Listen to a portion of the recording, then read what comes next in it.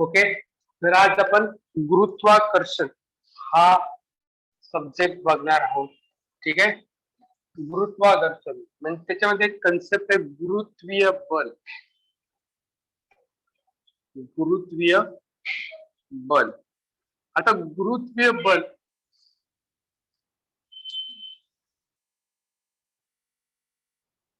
Okay, गुरुत्वीय बल म्हणजे नेमकं काय ते आता आपण अभ्यासणार आहोत. ठीक आहे. तर गुरुत्वीय बल म्हणजे काय, तर पृथ्वी आहे. ठीक आहे. पृथ्वीकडे चंद्र किंवा इतर कोणती किंवा पृथ्वीकडे चंद्र किंवा सूर्याकडे इतर ग्रह आकर्षिले जातात. ठीक आहे. यांच्यामध्ये जे बल आहे, सूर्य सपोज हा सूर्य आहे. ठीक आहे. आणि ही अर्थ आहे. तर पृथ्वी सूर्याकडे आकर्षिली जाते. ठीक आहे. आणि सूर्याच्या भोवती फिरते. म्हणजे त्यांच्या दोघांमध्ये जे असलेलं बल आहे त्याला आपण काय बोलतो, गुरुत्वीय बल. ठीक आहे. गुरुत्वीय बल, या गुरुत्वाकर्षणाचा शोध जो लावला तो आयझॅक न्यूटन यांनी. आयझॅक न्यूटन यांनी या गुरुत्वाकर्षणाचा शोध लावला. म्हणजे गुरुत्वीय बल म्हणजे एक लक्षात, फक्त सूर्य आणि पृथ्वी यांच्यामध्ये नाहीये, तर ते जगातल्या कोणत्याही दोन वस्तू, जगातल्या कोणत्याही वस्तू, ज्या सजीव वस्तू किंवा निर्जीव वस्तू, जगातल्या प्रत्येक दोन वस्तूंमध्ये, जगातील प्रत्येक दोन वस्तूंमध्ये कार्यरत असते.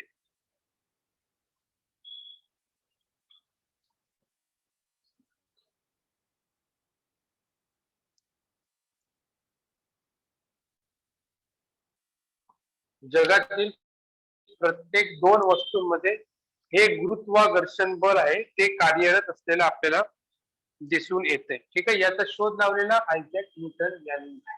आयझॅक न्यूटन, न्यूटन नाव लक्षात ठेवलं तरी चालेल. जगातील प्रत्येक दोन वस्तूंमध्ये जे बल आहे, सगळ्यात कमकुवत बल कोणतं, जर बलांच्या प्रकारामध्ये जर आपण अभ्यास केला तर सगळ्यात कमकुवत असे हे बल आहे. जगातील कोणत्याही दोन वस्तूंमध्ये गुरुत्वीय बल लागू होते. ठीक आहे. आयझॅक न्यूटन यांनी शोध कसा लावला, तर सफरचंदाच्या झाडाखाली बसलेले असताना, ठीक आहे, त्यांना सफरचंद खाली पडताना दिसते. त्याच्यावर त्यांना एक गोष्ट जाणवली, हे खालीच का पडलं, हे वरती पण जायला पाहिजे होतं ना, जे तुटल्यावरती खालीच का पडले. याच्यामुळे या गुरुत्वाकर्षणाचा आपल्याला शोध लागलेला दिसून येतोय. सगळ्यात कमकुवत कोणतं फोर्स जगात, तर ते गुरुत्वीय बल आहे. आणि कितीही दूरवर जरी वस्तू असली तरीही त्याच्यामध्ये हे गुरुत्वीय बल लागू असतं. पृथ्वी आणि चंद्र किंवा इतरही सजीव ज्या ज्या दोन दोन वस्तू आहेत, तर सर्व इतर दोन वस्तूंमध्ये गुरुत्वीय बल आपल्याला दिसून येत आहे. ठीक आहे.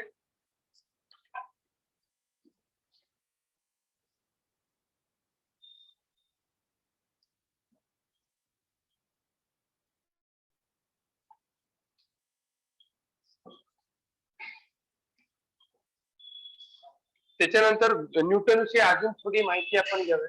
न्यूटनने कशा कशाचा शोध लावला, तर गती व गतीची समीकरणे, गती व गतीची समीकरणे, गती व गतीची समीकरणे,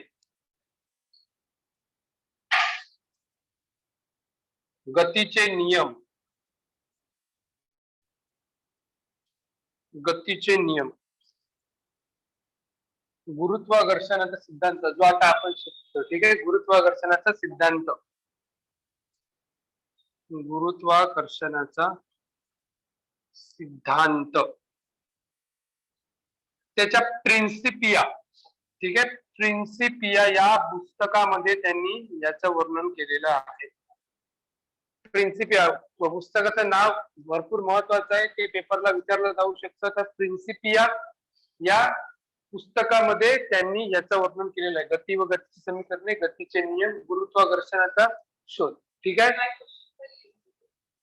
गतीची समीकरणे, गतीचे नियम, गुरुत्वाकर्षण सिद्धांत न्यूटनने कोणत्या पुस्तकात लिहून ठेवले? पुस्तकाचं नाव विचारलं जाईल. पुस्तकाचं नाव काय असेल? प्रिन्सिपिया हे त्याचं नाव असणार आहे. त्याचबरोबर न्यूटनने प्रकाश, ध्वनी, उष्णता व गणित या क्षेत्रांमध्येही काम केलेलं आहे. म्हणजे जवळजवळ जे आपण सगळं फिजिक्स शिकतोय, ठीक आहे, हे सर्व न्यूटनने केलेलं, ऑलमोस्ट 50% पेक्षा जास्त. प्रकाश, ध्वनी, उष्णता, गणित. गणितीमध्ये त्याने कॅल्क्युलस ही शाखा, कॅल्क्युलस या शाखेचा त्यांना जनक बोलतात. कॅल्क्युलस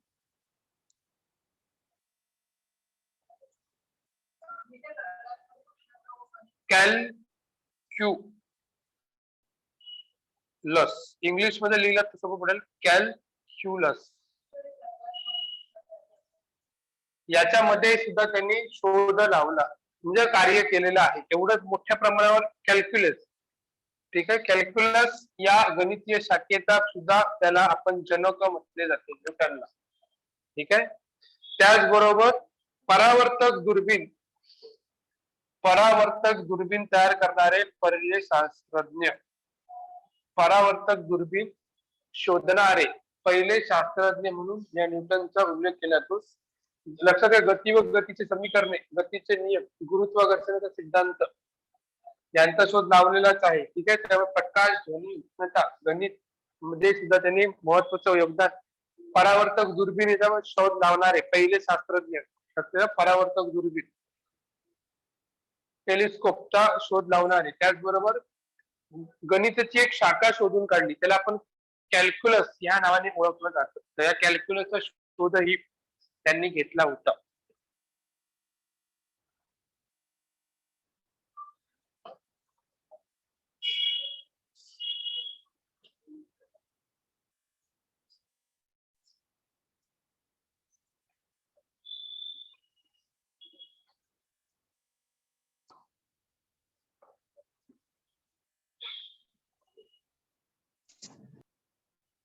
पूनम झालंय का?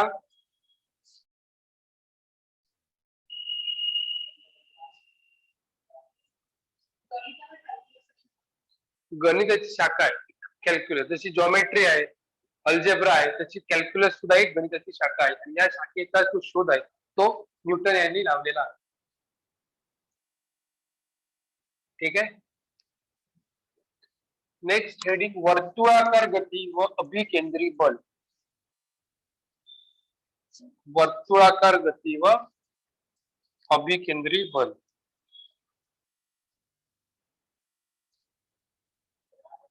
वर्तुळाकार गती व अभिकेंद्री बल.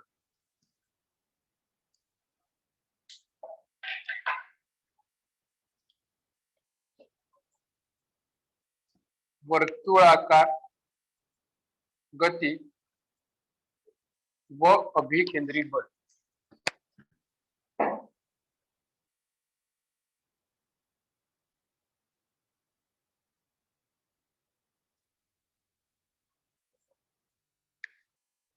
आता वर्तुळाकार गती व अभिकेंद्री बल म्हणजेच काय, तर लक्षात घ्या. आधी वर्तुळाकार गती म्हणजेच काय, तर गोलाकार असणारी गती, ठीक आहे.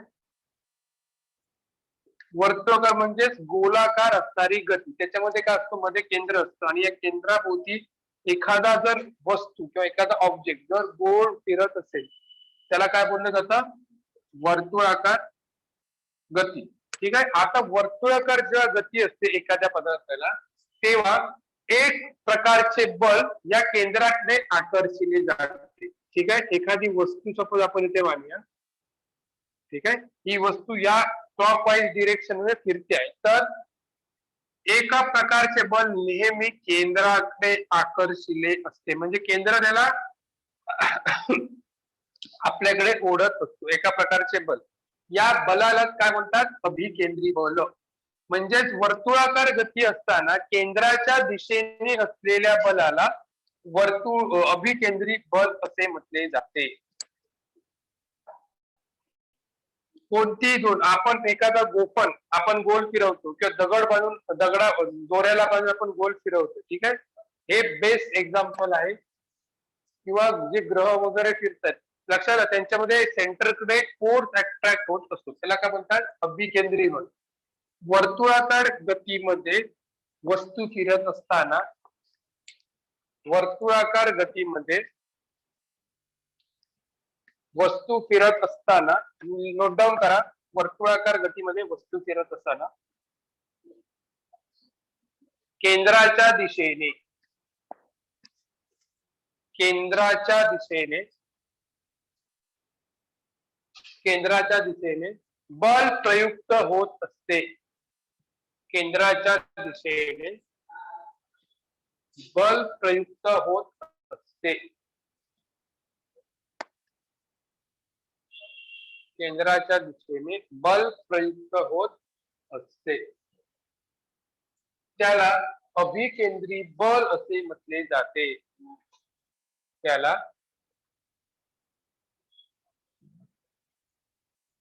अभिकेंद्री बल असे म्हटले जाते. एक्झाम्पल काय, गोफण.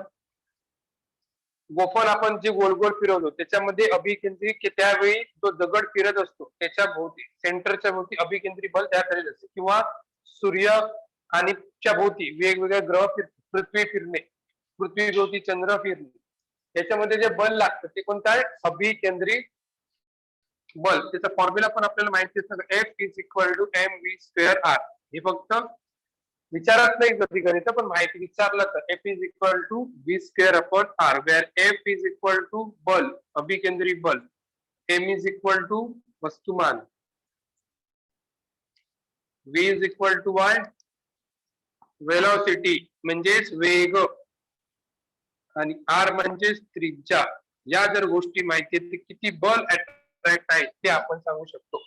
F लक्षात आलं, m माहिती आहे, v माहिती आहे, r माहिती आहे, तर या पद्धतीने आपण किती त्याच्याकडे बल अट्रॅक्ट आहे हे सांगू शकतो. आता हे झालं अभिकेंद्री बल. दुसरं आहे अपकेंद्री बल. त्याच्यातच आहे अपकेंद्री बल, सेंट्रीफ्युगल फोर्स. अपकेंद्री बल, सेंट्रीफ्युगल, सेंट्रीफ्युगल फोर्स. आता सेंट्रीफ्युगल फोर्स म्हणजे काय, आता हे कसं आहे, केंद्राच्या दिशेने बल लागतं. आता सेंट्रीफ्युगल म्हणजे अपकेंद्री म्हणजे केंद्राच्या विरुद्ध दिशेने जे बल लागतं, तसं केंद्राच्या विरुद्ध दिशेने जे बल लागतं त्याला सुडो फोर्स सुद्धा म्हणतात. सुडो फोर्स म्हणजे जे बल आपल्याला दिसत नाही, ठीक आहे, केंद्राच्या विरुद्ध दिशेने. एक बेस्ट एक्झाम्पल, जेव्हा आपण घाटामध्ये प्रवास करत असतो, राईट, गाडी जेव्हा डावीकडे वळते तेव्हा आपण उजवीकडे वळतो. गाडीचा टर्न जर डावीकडे टर्न मारतो, आपल्याला तोल उजवीकडे जातो. लक्षात आलं, आपण ह्या घाट असेल, ठीक आहे, गाडी या दिशेने जात आहे, गाडी जर या बाजूने अशी जात असेल तर आपण जर बघितलं तर आपला तोल जो आहे तो वजन उजवीकडे आपण तोलले जातो.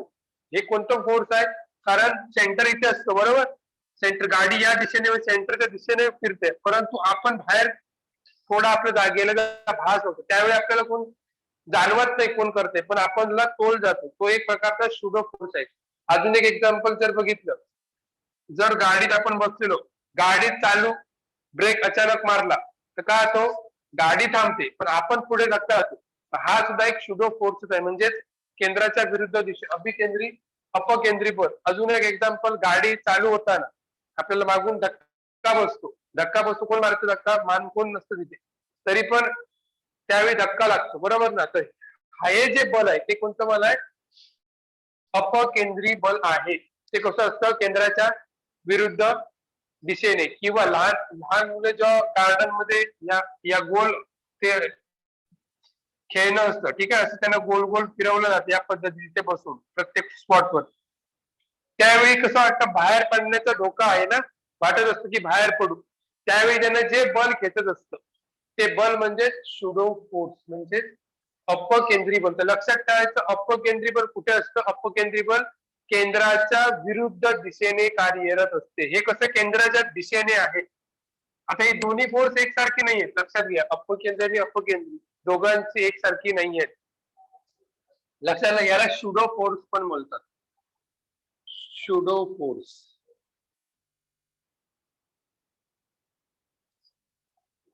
ठीक आहे, शुडो फोर्स ही म्हटले जाते. अपकेंद्री बल पेपरला विचारलं जाऊ शकतो. अपकेंद्री बल म्हणजे काय? केंद्राच्या विरुद्ध दिशेने. अभिकेंद्रिक बल म्हणजे काय? अभिकेंद्री बल म्हणजे केंद्राच्या दिशेने जे बल असते त्याला अभिकेंद्री बल असे म्हटले जाते.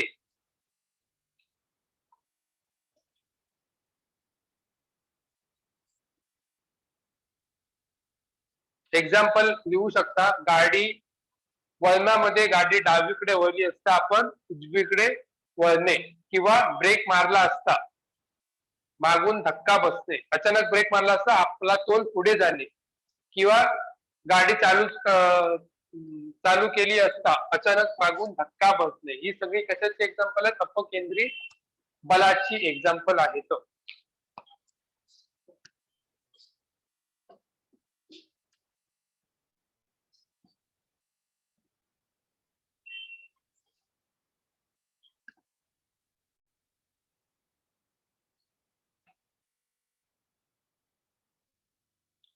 ग्रह जे फिरतात सूर्याभोवती ती अभिकेंद्री बलाची एक्झाम्पल झालेली असते, लक्षात घ्या.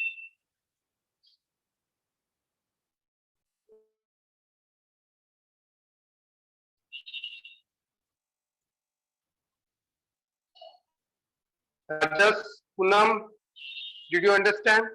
समजलंय? समजतंय. आता आलो मी ऍक्च्युअली. Okay okay. हा सर, एक आन्सर सांगाल का क्वेश्चनचं? हो हो, विचार. पृथ्वी जी आहे, म्हणजे याच्यामधून आहे, पृथ्वी आहे ती सूर्य कोणत्या डिरेक्शन मध्ये फिरते सूर्याभोवती? असा एक क्वेश्चन आलेला पेपरमध्ये, म्हणून. हा, ती आपण पूर्वेकडून नाही, पश्चिमेकडून पूर्वेकडे आपण उगवतो पूर्वेकडे. बरोबर बरोबर. तर शुक्र आणि I think Uranus, Neptune, Pluto. Uranus, शुक्र आणि युरेनस हे दोन आहेत, ते पूर्वेकडून पश्चिमेकडे असतात. अच्छा, आणि पश्चिमेकडून पूर्वेकडे ना? ओके. हा, हे दोनच आहेत ना, ते फक्त पूर्वेकडून पश्चिमेकडे जातात. बाकी सगळे ग्रह, शुक्र, बुधानंतर शुक्र येते, शुक्र आणि युरेनस हे दोन्ही फक्त असे फिरतात. बाकी सगळे पश्चिमेकडून पूर्वेकडे रिव्हॉल्व्ह होतात. कारण ऍक्च्युली क्लासमध्ये पेपर झालेला ना, त्यावेळेला विचारलेलं हे आन्सर दिलेलं, पण तरी मी शुअर नव्हतो, म्हणून विचारतो. काय लिहिलेलं आन्सर? पश्चिमेकडून पूर्वेकडे, तेच लिहिलेलं. Okay okay okay. ठीक आहे, नेक्स्ट आहे सगळ्यात महत्वाचा पॉइंट आहे केपलरचे नियम. केपलर हा सायंटिस्ट आहे, ठीक आहे. हे जे केपलरचे नियम आहे, ते केपलरने फक्त नियम मांडले होते, आणि न्यूटन जो आहे त्या न्यूटन्सने ते प्रूफ केले होते. केपलरचे नियम फक्त केपलरने मांडले होते. ही नियम आहेत, महत्वाचे नियम आहेत पेपरच्या दृष्टीने. केपलरचा पहिला नियम काय सांगतात आपण बघून घेऊया, ठीक आहे. सपोज ही ग्रहाची वर्तुळाकार कक्षा आहे, ठीक आहे, कारण ग्रह वर्तुळाकार कक्षेमध्ये सूर्याभोवती भ्रमण करतात. तर सूर्य, आता याला एक, जर तुम्ही शेप बघितलं, याला इलिप्स शेप बोलतात. सायन्स, मॅथ्स मध्ये, अल्जेब्रा मध्ये इलिप्स शेप आहे, ठीक आहे. तर या इलिप्स शेपला दोन नाभी असतात, त्याला फोकस बोलतात.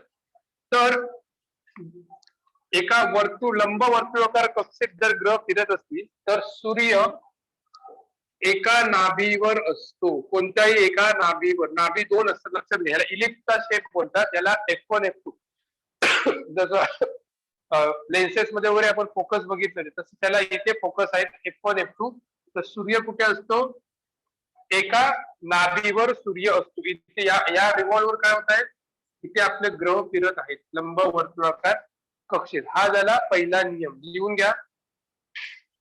ग्रहाची कक्षा लंब वर्तुळाकार असल्यास, ग्रहाची कक्षा लंब वर्तुळाकार असल्यास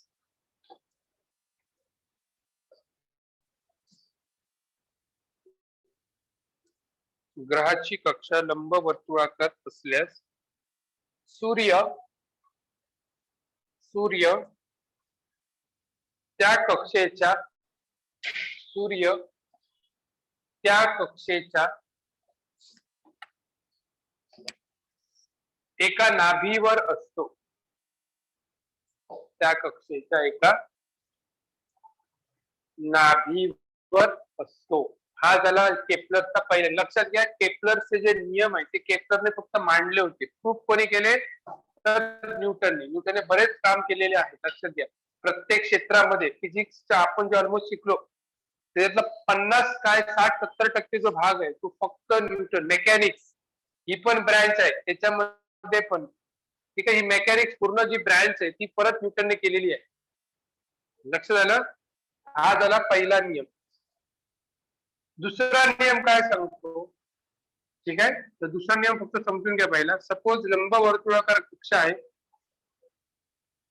इथे सपोज सूर्य आहे. सपोज ए हा पॉइंट आहे, बी हा पॉइंट आहे, सॉरी ए हा पॉइंट आहे, बी हा पॉइंट आहे इथे, आणि सी हा पॉइंट आहे इथे, ठीक आहे. सपोज जर एकक कालावधी किती येऊ शकतो, 1 सेकंद, 2 सेकंद, 3 सेकंद. एकक कालावधी म्हणजे प्रत्येक, आता लक्षात घ्या, इथे एक वस्तू आहे ए वर, एक बी वरती आणि एक सी वरती आहे, ठीक आहे. तिघेही clock wise anti clockwise direction मध्ये फिरत आहे. अँटी क्लॉकवाईज घड्याळाच्या काट्याच्या विरुद्ध दिशेने. तर काय सांगितलं, एकक कालावधी. सपोज ए या ठिकाणावरून जर हा झेड या ठिकाणी गेला, कोण एकक कालावधी म्हणजे टी सेकंद प्रत्येकाची सेम लागणार. एकक कालावधी प्रत्येकाची सेम. या कालावधी सपोज इथे ग्रह आहे, ए वरून झेड कडे गेला, नंतर बी कडे एक ग्रह होता, तो कुठे गेला, वाय कडे गेला. ए वरून, लक्षात घ्या, ए वरून झेड कडे गेलाय, बी कडून वाय कडे गेलाय, आणि सी कडून तो ए झेड एक्स एवढा जर गेला असेल, ठीक आहे. तर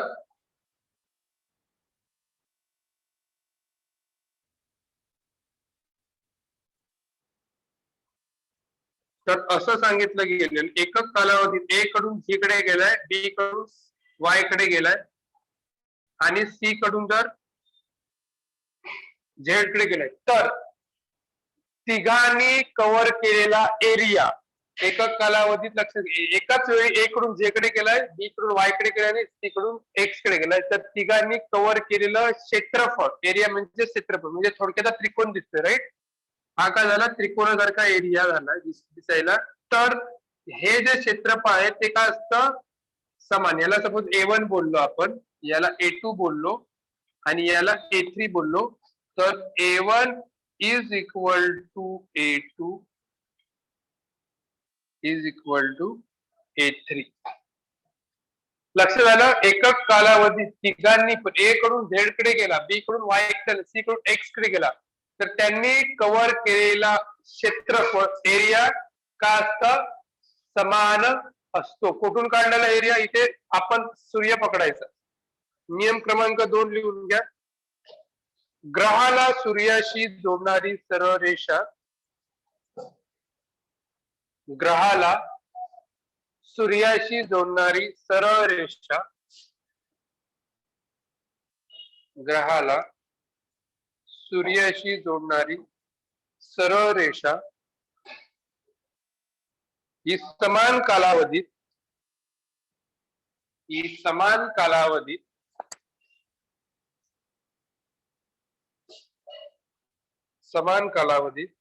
समान क्षेत्रफळ व्यापते. समान कालावधीला अंडरलाईन करा आणि समान क्षेत्रफळाला अंडरलाईन करा.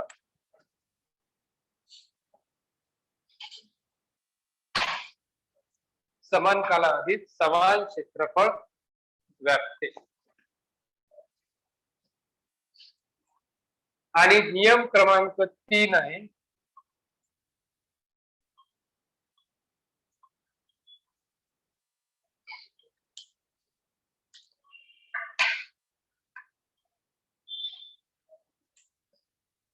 ठीक आहे.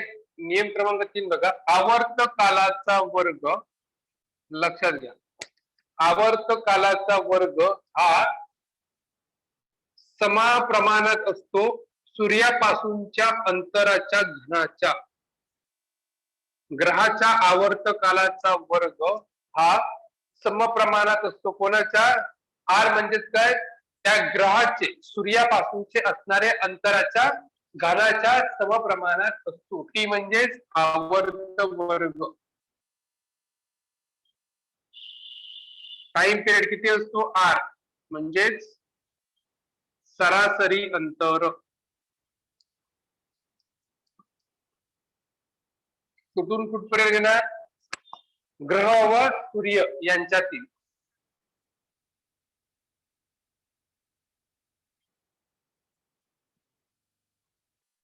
ग्रह व सूर्य यांच्यातील सरासरी अंतराच्या घन. लक्षात घ्या, याला म्हणतात घन, याला बोलतात वर्ग. वर्गाची काय असतो? समानुपाती असतो. म्हणजेच आपण असा फॉर्म्युला लिहू शकतो, T square is directly proportional to R cube.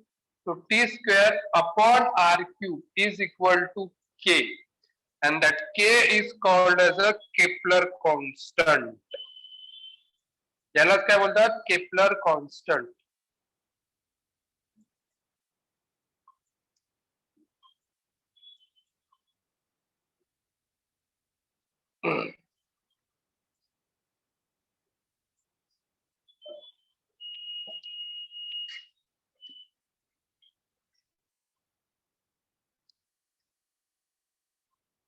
K is called as a Kepler constant. काय? हो हो, ते फॉर्म्युला लक्षात ठेव. T square directly proportional to the R cube. अच्छा, ते ओके. सूर्याची परिक्रमा करणाऱ्या, लिहून घ्या, सूर्याची परिक्रमा करणाऱ्या, सूर्याची परिक्रमा करणाऱ्या ग्रहाच्या आवर्त कालाचा वर्ग, सूर्याची परिक्रमा करणाऱ्या ग्रहाच्या आवर्त कालाचा वर्ग, वर्ग हा ग्रहाच्या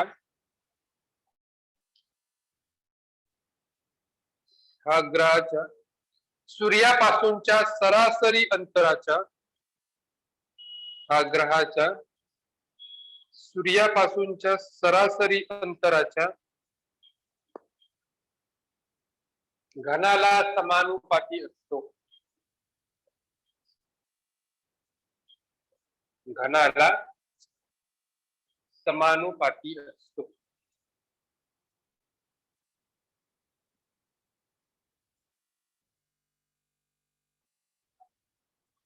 नेक्स्ट आहे न्यूटनचा वैश्विक गुरुत्वाकर्षणाचा नियम. पुढची हेडिंग द्या, न्यूटनचा वैश्विक गुरुत्वाकर्षणाचा नियम.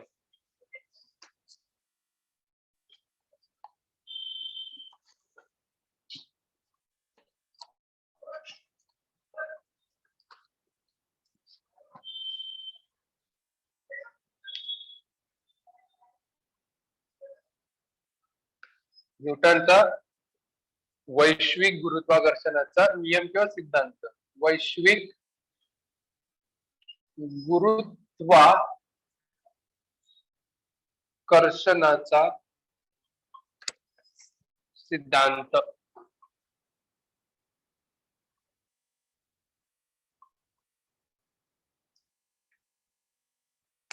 ठीक आहे, वैश्विक गुरुत्वाकर्षणाचा सिद्धांत.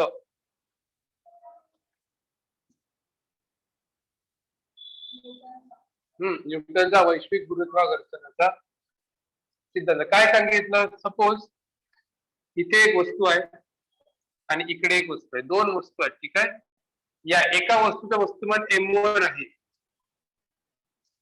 दुसऱ्याचं वस्तुमान m2 आहे, आणि दोघांमधलं जो डिस्टन्स आहे दोघांच्या केंद्रापासून ते किती आहे? r असेल. लक्षात घ्या, त्यांची वस्तुमाने आहेत m1 m2 आणि अंतर आहे r.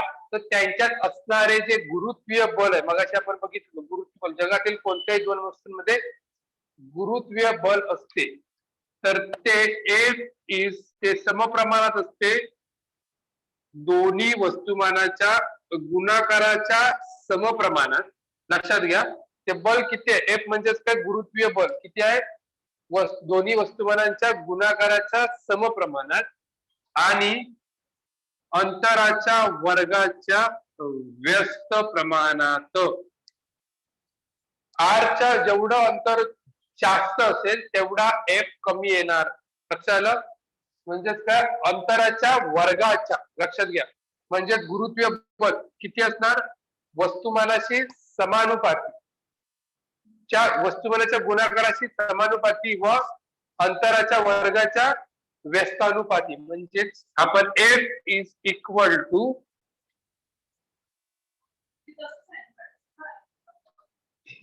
काय हे साईन म्हणजे समप्रमाण बोलतात. रेशो समप्रमाणात असतं म्हणजे एखादी वस्तू A इज अपॉन बी आणि A इज अपॉन सी. लक्षात घ्या याला डायरेक्टली प्रपोर्शनल बोलतात. डायरेक्टली प्रपोर्शनलचा अर्थ हा होतो जर बी ची व्हॅल्यू वाढली तर A ची व्हॅल्यू सुद्धा वाढणार. याला बोलतात डायरेक्टली प्रपोर्शन. लक्षात आलं डायरेक्ट प्रपोर्शन बोलतात समप्रमाण. म्हणजे A वाढला तर बी वाढणार बी वाढला तर सी वाढणार. आता याला बोलतात व्यस्त प्रमाण. व्यस्त म्हणजेच उलट जर सी ची व्हॅल्यू वाढली तर A ची व्हॅल्यू कमी होणार. याचा अर्थ काय होतोय सी ची व्हॅल्यू वाढली तर A ची व्हॅल्यू कमी होणार. म्हणजे याला बोलतात इनव्हर्स प्रपोर्शन. लक्षात घ्या म्हणजे लक्षात घ्या जेव्हा M1 M2 ची व्हॅल्यू वाढेल तेव्हा F ची व्हॅल्यू वाढणार आणि जेव्हा R ची व्हॅल्यू वाढेल तेव्हा F ची व्हॅल्यू काय होणार आहे कमी होणार. आणि याला एकत्रितपणे अशा पद्धतीत G into M into M2 upon R square किंवा असं लिहिलं तरी चालेल. G into M1 into M2 upon R square. काय लिहिणार न्यूटनचा वैश्विक गुरुत्वाकर्षणाचा सिद्धांत. गुरुत्वीय बल किती असतं दोन वस्तूंमधील गुरुत्वीय बल हे वस्तूच्या वस्तुमानाची गुणाकाराशी समानुपाती आणि वस्तूंच्या अंतराच्या वर्गाच्या व्यस्तानुपाती असते. लक्षात आलं गुरुत्वीय बल किती असतं दोन कोणते F म्हणजे गुरुत्वीय बल. लक्षात घ्या किती आहे वस्तुमानाच्या गुणाकाराच्या समानुपाती वस्तुमानाच्या गुणाकाराच्या समानुपाती आणि वस्तूच्या अंतराच्या वर्गाच्या व्यस्तानुपाती असते.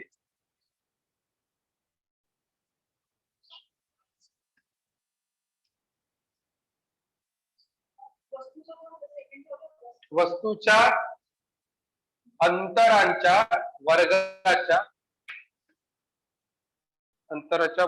व्यस्तानुपाती असते.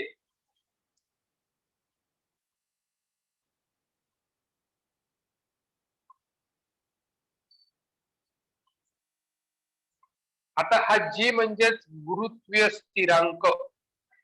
F म्हणजे काय लिहिणार F म्हणजे गुरुत्वीय बल.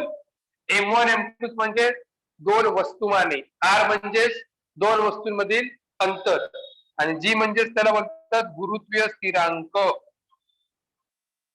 आता हा कॅपिटल G आहे लक्षात घ्या. G म्हणजे गुरुत्वीय स्थिरांक त्याची व्हॅल्यू दिलेली आहे ही पाठ करा 6.67 into 10⁻⁻11 newton metre square upon kg square. आणि ह्याचं जे एकक आहे ते सुद्धा लक्षात ठेवा 6.67 इंटू 10⁻11. ठीक आहे 10⁻11 आणि एकक काय लिहिणार हे बघा न्यूटन मीटर स्क्वेअर. G चं एकक newton metre square upon kg square. Newton metre square upon kg square.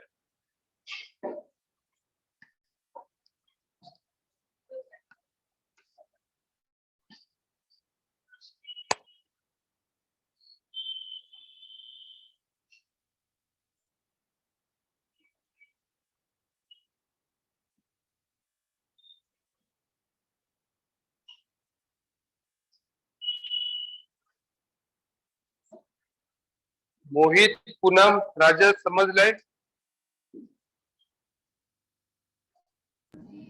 Yes sir. परत एकदा सांगता 2 मिनिटं. हा राजस. हा जरा ते गुरुत्वाकर्षणाचा सिद्धांत आहे न्यूटनने मांडलेला, बरोबर. त्याच्या पुढचं थोडं नाही हो समजलं, ते सांगता? हो हो, कोणता बोलतोय? एफ ची व्हॅल्यू हे समजलं नाही का? हा हा हा हा हा हा हा हा हा. लक्षात घे. आता एफ म्हणजे काय? आपलं गुरुत्वीय बल आहे, बरोबर.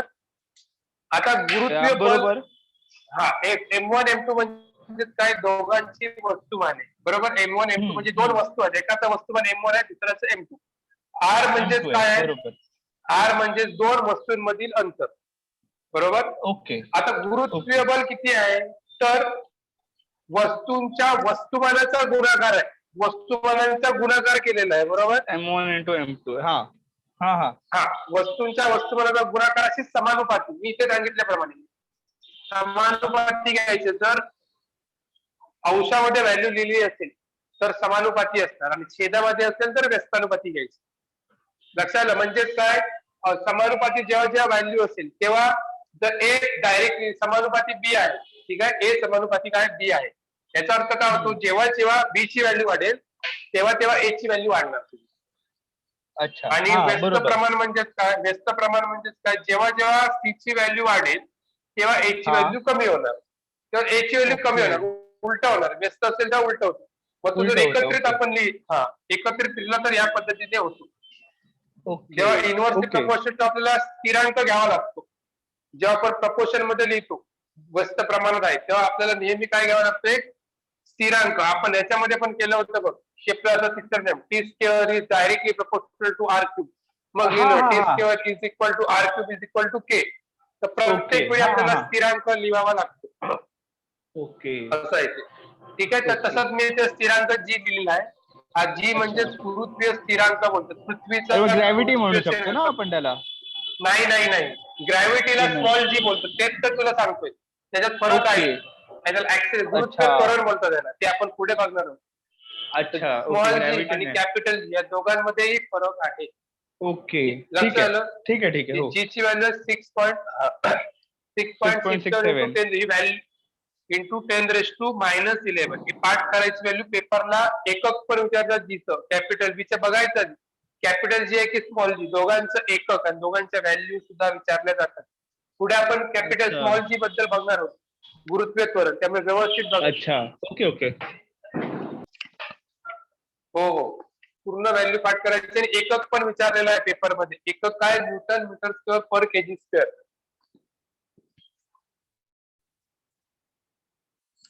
काढू शकतो आपण, पाठ करायची गरज नाही. न्यूटन एकक कसं काढायचं मी तुम्हाला सांगतो, लक्षात घ्यायचे, ठीक आहे. आता लक्षात घ्या, एकक कसं काढायचं. मला माझ्याकडे फॉर्म्युला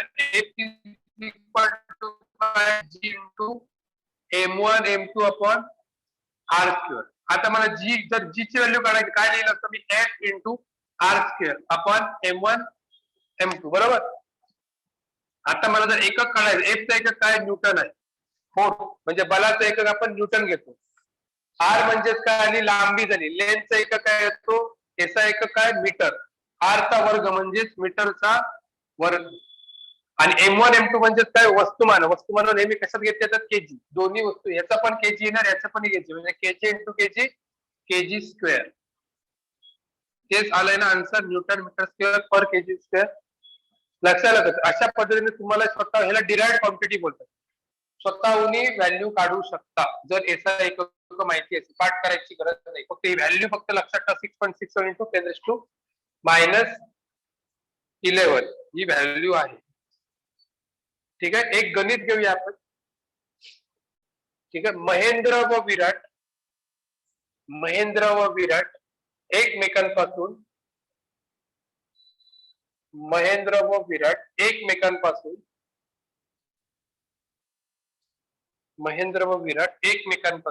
एक मीटर अंतरावर बसले आहेत. 1 मीटर अंतरावर बसले आहेत.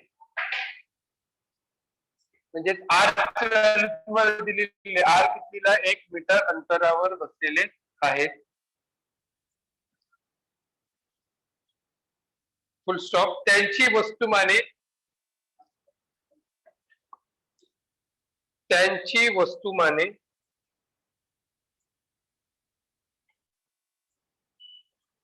75 kg व 80 kg आहे. म्हणजे एका M1 ची व्हॅल्यू किती दिलेली आहे 75 व M2 ची व्हॅल्यू 80 kg. 75 kg व 80 kg आहेत. तर त्यांच्यामधील गुरुत्वीय बल किती? तर त्यांच्यातील गुरुत्वीय बल म्हणजे एक विचारलेला आहे. त्यांच्यातील गुरुत्वीय बल किती? जी ची व्हॅल्यू तुम्हाला दिलेली आहे G is equal to 6.67 into 10⁻11 newton metre square upon kg square. ठीक आहे, या पद्धतीने गणित विचारलेलं आहे. आन्सर काढायचं आणि व्हॅल्यू सांगायची आहे. आता ती 10 ची पॉवर आहे, त्याच्यातून रिड्यूस होत असेल तरच घ्या, नाही तर ती तशीच ठेवला तरी चालेल. ठीक आहे, डायरेक्ट आन्सर सांगू शकतो.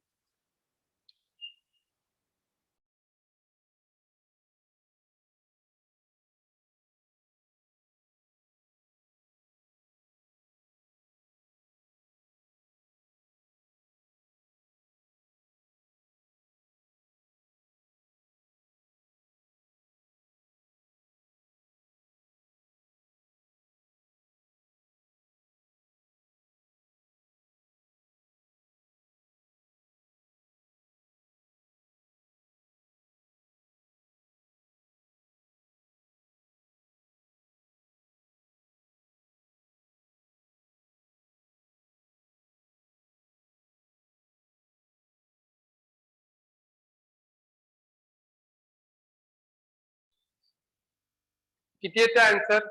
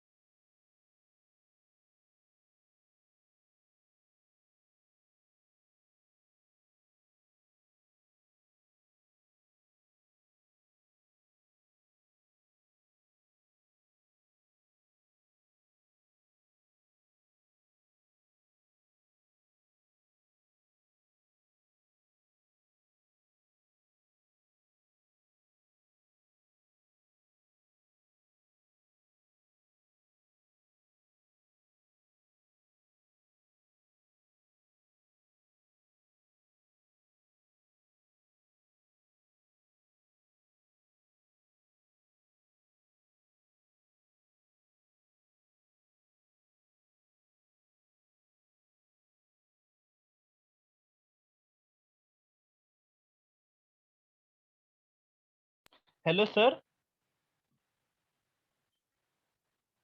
हॅलो.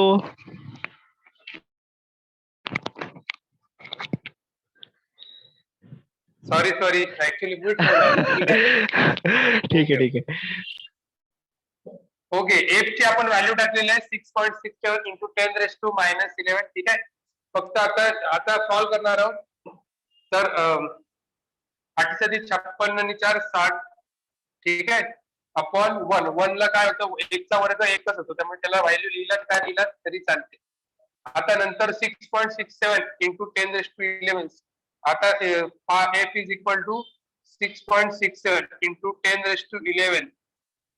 याला 6 इंटू 10⁻2 लिहू शकता. सॉरी, इथे 0 येणार, 3 होणार, बरोबर. अपॉन आता 6.67 ला आपण जर सॉल्व्ह केलं, 42 से 2 36 4 परत 4 उरले, साईज 36 40 4.003 11 -11 आणि ते 3 आहेत म्हणजे 10⁻−8 येणार. आणि 10⁻8 ला जर सॉल्व्ह केलं तर 4 इंटू 10 4 इंटू 10⁻3 इंटू 10⁻−8. तो आन्सर काय येते 4 इंटू 10⁻−5 न्यूटन. असं ठेवलात तरी चालेल. Sorry, 4 is equal to 4 into 002. Sorry, 4 into 002 into 10⁻5 newton हे आन्सर, म्हणजे बल आपल्याला भेटलेलं आहे. ठीक आहे. हे बरोबर 0.22 हे आपल्याला आन्सर भेटलेलं आहे.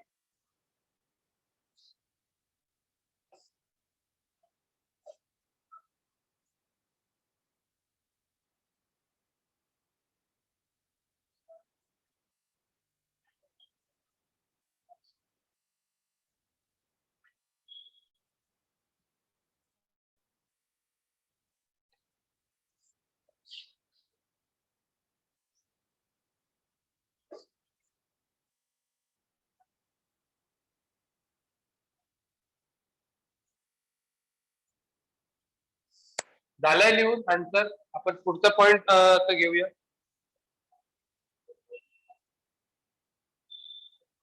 पृथ्वीचे गुरुत्वीय त्वरण. पृथ्वीचे गुरुत्वीय त्वरण.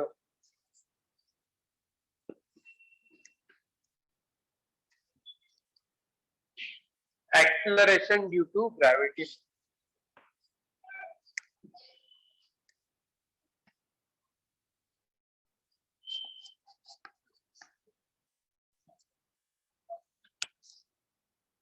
पृथ्वीचे गुरुत्वीय त्वरण.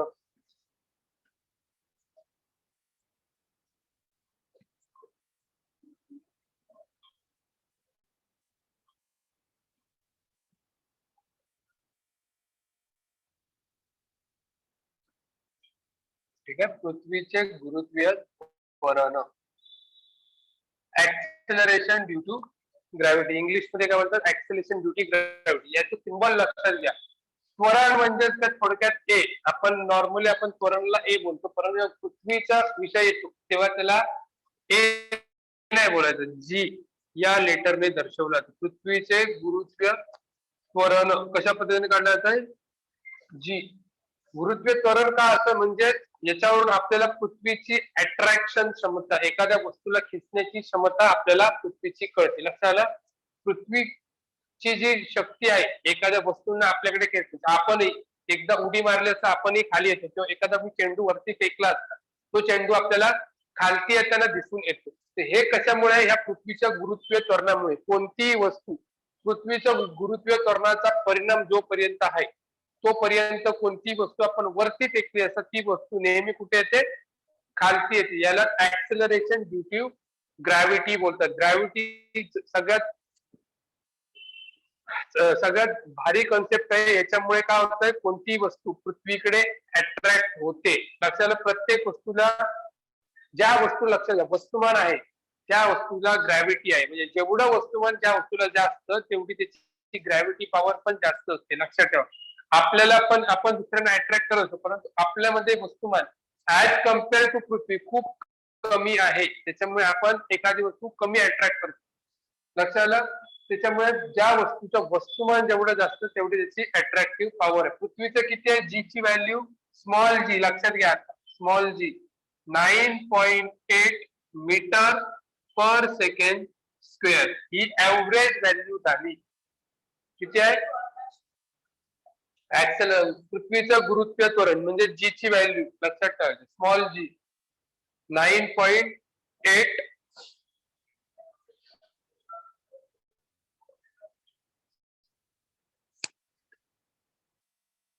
आणि जी काढण्याची एक फॉर्म्युला आहे.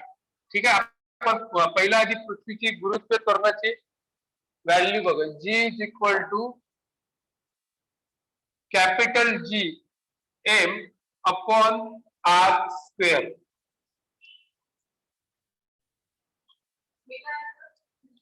पृथ्वीची त्वरणाची व्हॅल्यू या पद्धतीने काढली. हा फॉर्म्युला आहे जीचा, G M upon R square. याच्यात जर आपल्याला बघा G M upon R square, याच्यात जी ची व्हॅल्यू आपल्याला माहिती आहे. जी म्हणजे किती आहे? 6.67 into 10⁻⁻11 newton metre square kg square. M म्हणजेच पृथ्वीचं वस्तुमान, ते पण 6 इंटू 10⁻24 केजी.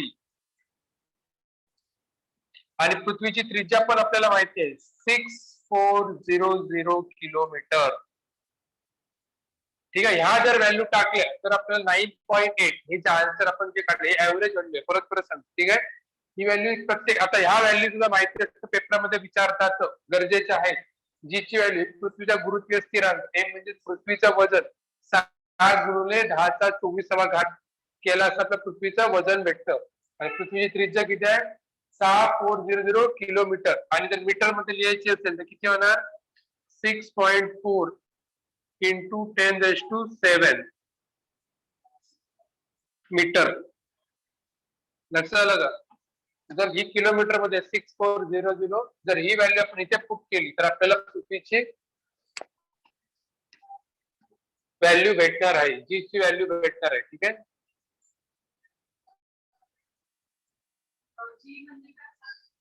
कोणता जी? म्हणजेच गुरुत्वीय स्थिरांक. कॅपिटल जी म्हणजेच गुरुत्वीय स्थिरांक, एम म्हणजे पृथ्वीचं वजन. पेपरला विचारलं जाऊ शकतं पृथ्वीचं वजन किती आहे? 6 गुणिले 10⁻24 केजी. स्टँडर्ड एककामध्ये माहिती असणं गरजेचं आहे. पृथ्वीची त्रिज्या, त्रिज्या कुठून काढतो आपण? पृथ्वीच्या केंद्रापासून. हे बघा, सपोज ही तुमची पृथ्वी आहे, तर पृथ्वीचा केंद्र तिथून पृथ्वीच्या पृष्ठभागापर्यंतच्या भागाला आर बोलला जातं. लक्षात आलं का? पृथ्वीची त्रिज्या जी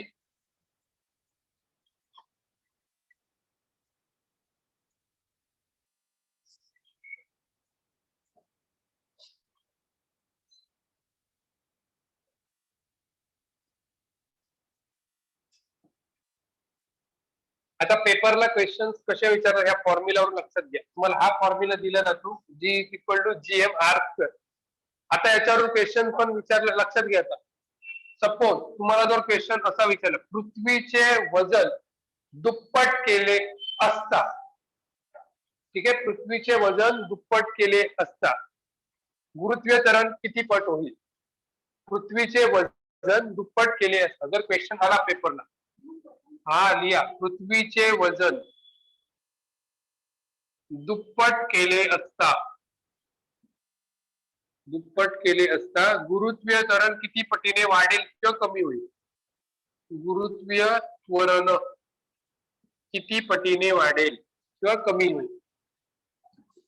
किती पटीने वाढेल, असा क्वेश्चन पेपरला येऊ शकतो. आपल्याला फॉर्म्युला माहिती असतं, G is equal to G capital G M upon R square. आता लक्षात घ्या, गुरुत्वीय त्वरणाचा फॉर्म्युला काय? G1 इज इक्वल टू काय घेणार आपण? G M upon R square. ठीक आहे, आता G2 मध्ये काय सांगितलंय तुम्हाला? पृथ्वीचं वजन डबल करायचंय. जी तसंच राहणार, आर ची व्हॅल्यू पण तशीच राहणार. तुमचा फक्त ही व्हॅल्यू डबल होणार. लक्षात आलं? अगं एकाचं वजन M आहे, स्टँडर्ड हे तुझं एम आहे. काय सांगितलं दुसऱ्या वेळी? तुला वजन दुप्पट केलं, एम ची व्हॅल्यू डबल झाली, मग 2M झाली, बरोबर? म्हणून इथे 2M लिहिलं. तर आता या दोघांचा रेशो घ्यायचा, G1 अपॉन G2. काय होणार आहे? G M upon R square भागिले G into 2m upon r square. r square cancel, G cancel, राहिलं काय, एम पण कॅन्सल झाला. शिल्लक काय राहिलं, G1 upon G2 is equal to 1/2. ठीक आहे. म्हणजे G2 ची व्हॅल्यू आपल्याला विचारली, G2 किती होणार आहे, जर m डबल केलं G2 is equal to 2G1, म्हणजे गुरुत्वीय त्वरण पण किती पट होईल, दुप्पट होईल. या केसमध्ये दोन व्हॅल्यू आले, 2 व्हॅल्यू आली, म्हणजे G2 ची व्हॅल्यू आपल्याला काढायची होती, गुरुत्वीय त्वरण किती पटीने वाढेल, म्हणजे थोडक्यात तुम्हाला G1 दिला होता आणि G2 विचारलं होतं, म्हणजे किती पटीने वाढेल, तर गुरुत्वीय त्वरण किती दुपटीने वाढेल. अशा प्रकारचे क्वेश्चन्स विचारले जाऊ शकतात. पृथ्वीचे वजन दुप्पट केले असता गुरुत्वीय त्वरण किती पटीने वाढेल, 1 पटीने, 2 पटीने, 3 पटीने की 4 पटीने. तर आपल्याकडे असा फॉर्म्युला आहे, तर या पद्धतीने तुम्ही सॉल्व्ह करून आन्सर काढू शकता. त्याच्यासाठी फॉर्म्युला पाठ असणं गरजेचं आहे. एकच फॉर्म्युला आहे, G is equal to capital GM upon r square. ठीक आहे. मोहित, पूनम, राजस समजलाय?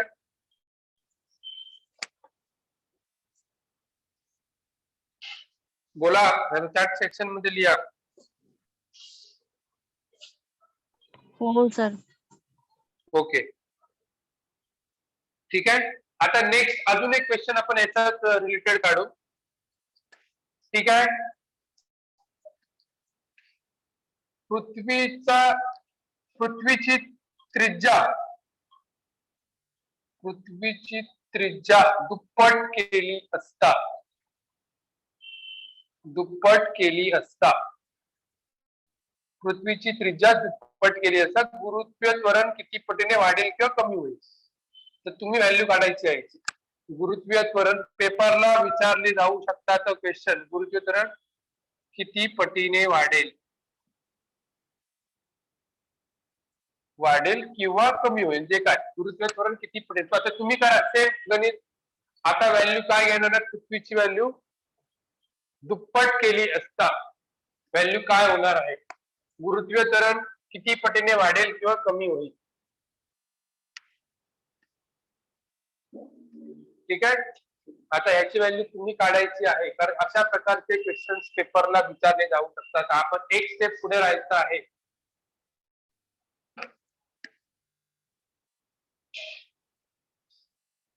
आणि चॅट सेक्शन मध्ये आन्सर लिहायचं आहे, ज्याचं आन्सर झालेला आहे.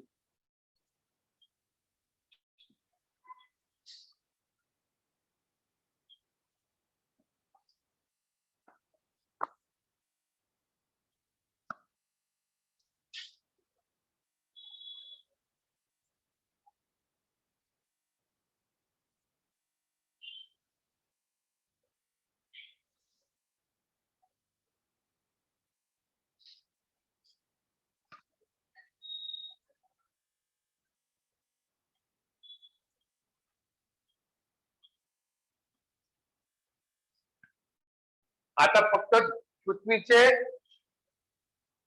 त्रिज्या दुप्पट केली असता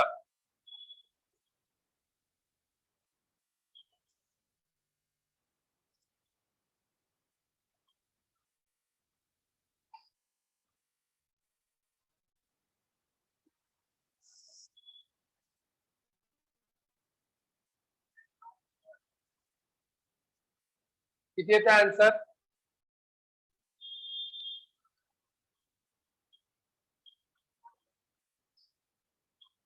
आर दुप्पट करा. जसं मी एम ची व्हॅल्यू 2m ठेवली, तशी तुमची आर ची व्हॅल्यू किती ठेवणार आहे, 2r ठेवा. सॉल्व्ह करा. बाकी सगळं मी काहीला फक्त आर ला तुम्ही टाळवायचंय, बाकी सगळं कॅन्सल होणार. जी एम सगळे कॅन्सल होणार. आता तुम्ही वजनला काय केलं नाहीये ना, तर ते वेगळी व्हॅल्यू, फक्त आर ची व्हॅल्यू राहणार आहे.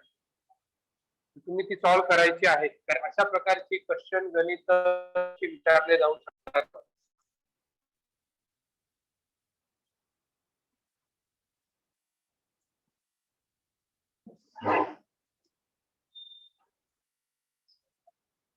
येस राजस.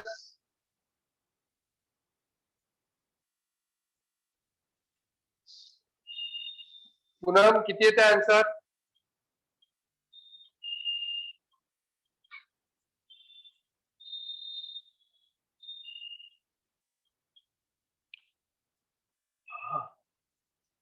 ओके, थोडं पूनम चुकलंय, प्रयत्न चांगला होता. कसाला पूनम, एक लक्षात ठेवून नेहमी, जेव्हा व्यस्तातली व्हॅल्यू वाढते तेव्हा ऍक्च्युअल व्हॅल्यू कमी होते. पूनम, तुझा आन्सर प्रयत्न चांगला होता, ठीक आहे.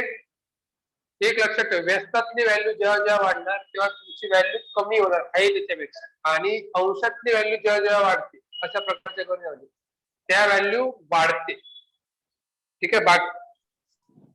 ओके आता इथे लक्ष द्या, ठीक आहे. आता काय घेतले, G1 ची व्हॅल्यू काय आहे, GM/R². काय सांगितलंय, त्रिज्या दुप्पट केली म्हणजे G2 ची व्हॅल्यू. Hello sir. हा बोला बोला बोला. सर ते क्लिअर दिसत नाही ऍक्च्युली. नाही दिसत आहे? आणि तुमचा आवाज पण ब्रेक होतोय सर थोडा थोडा. हा, तुमचा आवाज पण ब्रेक होतोय थोडा थोडा. आता दिसतंय का? हॅलो. नाही नाही नाही, मी बोलत ना दिसत नाही असं नाही, क्लिअर दिसत नाही असं हे म्हणतोय. ओके ओके ओके, क्लिअर नाही. आता प्रॉब्लेम झाला की मगाशी पण होता ना, आता जस्ट बघितला ना त्यावेळेला लक्षात आलं पटकन, कारण ती रेंज आता जी असते ना खालची, हा तिकडे रेड झालंय, तिकडे व्हाईट असेल तर परफेक्ट दिसतं. मग ओके, आमचा एकूण range प्रॉब्लेम जी आहे असते. की बाकीच्यांचं पुन्हा तुला क्लिअर दिसतंय? हो सर. नाही अच्छा, तुम्हाला क्लिअर दिसतंय ना? माझ्याकडे पण, मी पण वायफाय वर बसलोय, मला पण काय प्रॉब्लेम नाही, फुल रेंज मध्ये मी. एकदा डिस्कनेक्ट होऊन कनेक्ट हो ना राजू. ठीक आहे, बघतो करतो. कारण कधी कधी तसं पण होऊ शकतो. सॉरी, मोहितला आहे का इश्यू? ओके, किती आला आन्सर? किती येते?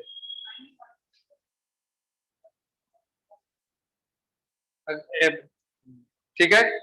आता इथे लक्षात द्या, आता बघा GM तसंच राहणार तुमचं, फक्त चेंजेस कुठे आलाय, R ची व्हॅल्यू 2R झाली आहे. 2R चा काय घेतो आपण, वर्ग, म्हणजे GM अपॉन 2 चा वर्ग 4, R चा वर्ग R². जर दोघांचा जर रेशो घेतला, G1/G2, GM upon R² upon GM/4R².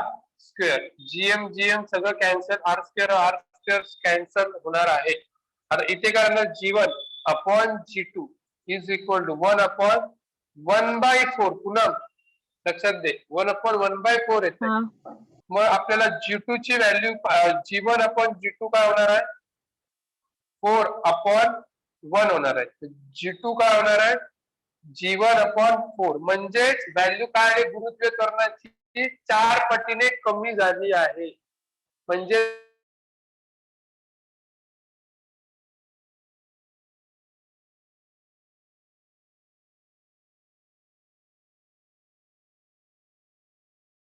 किती भेटणार,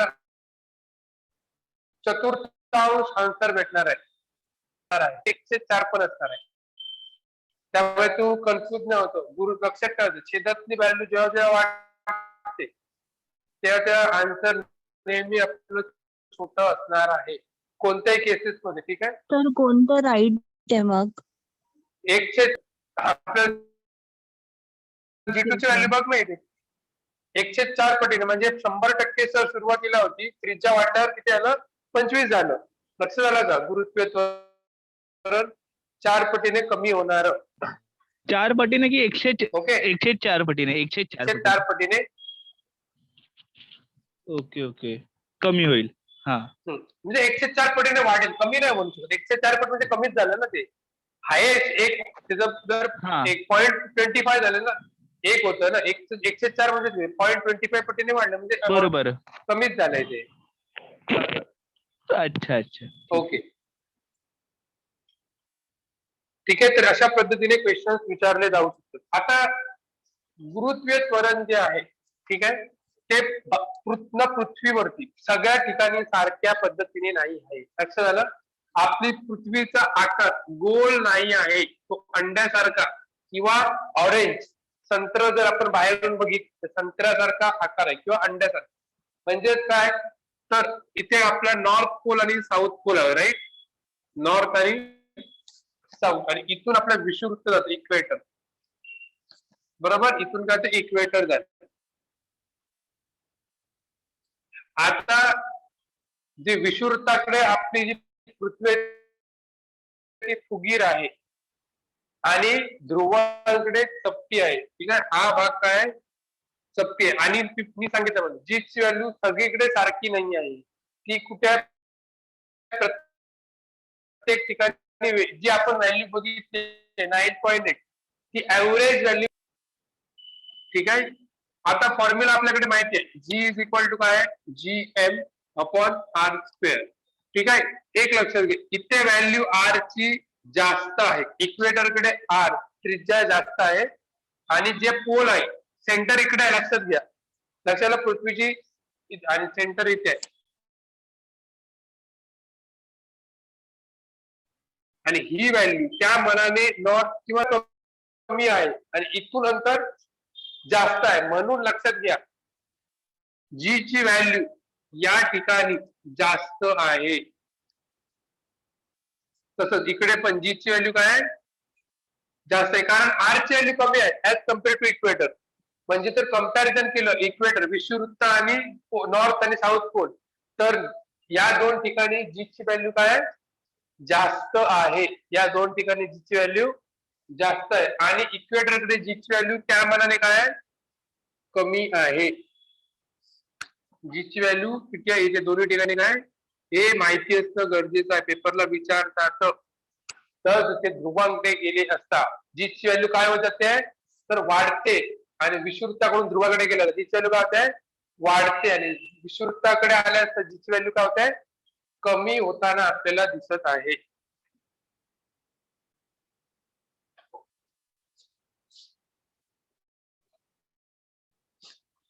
तुम्हाला घराकडून एक गणित मी देतो, मला नेक्स्ट टाइम दाखवायचं. सेम पृथ्वीची त्रिज्या दुप्पट केली आणि वजन पण दुप्पट केले, घराकडून सॉल्व्ह करून घेऊन या. सेम गणित, याच्यात गुरुत्वीय त्वरणावरती त्रिज्या दुप्पट केली आहे व वस्तुमान ही दुप्पट केले असता गुरुत्वीय त्वरणामध्ये काय फरक पडेल मला सांगायचं. वस्तुमान दुप्पट, दोन्ही वस्तू दुप्पट आहेत, ठीक आहे. गुरुत्वीय त्वरण घराकडून काढून घेऊन यायचं. त्रिज्या दुप्पट आहे आणि वस्तुमानही तुमचं दुप्पट केले असता, याच्यामध्ये काय फरक पडेल ते मला सांगायचं आहे.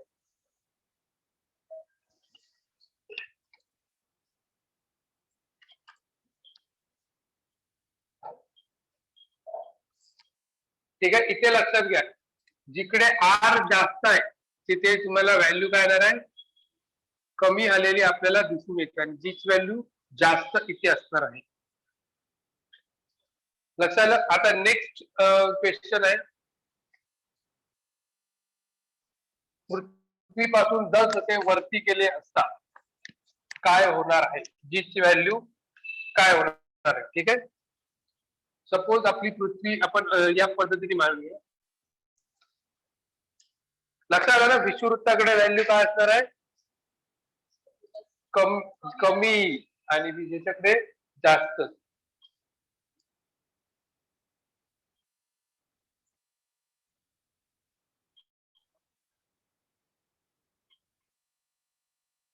ती व्हॅल्यू पण लिहून घ्या. ध्रुवावरती जी व्हॅल्यू, जी ची व्हॅल्यू दिलेली आहे 9.832 मीटर सेकंड स्क्वेअर, आणि इक्वेटरकडे जी व्हॅल्यू आहे ती 9.78 मीटर पर सेकंड स्क्वेअर.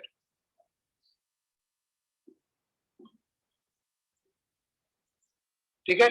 आता आपण बघणार की पृथ्वीपासून उंचावर गेले असता काय होतं, ठीक आहे. सपोज हा पृथ्वीचा केंद्रबिंदू आहे, पृथ्वी, ठीक आहे. पृथ्वी हा पृथ्वीचा पृष्ठभाग आहे जिकडे आपण राहतो, त्याच्यापासून आपण वरती गेले असता, ठीक आहे. या ठिकाणी आपण गेले असता काय होणार आहे, जी ची व्हॅल्यू वाढणार की कमी होणार, पृथ्वीपासून जसे आपण वरती जाऊ जीचा फॉर्म्युला तुम्हाला माहिती असं करते, जी इज इक्वल टू काय आहे, G M R square. Actually तो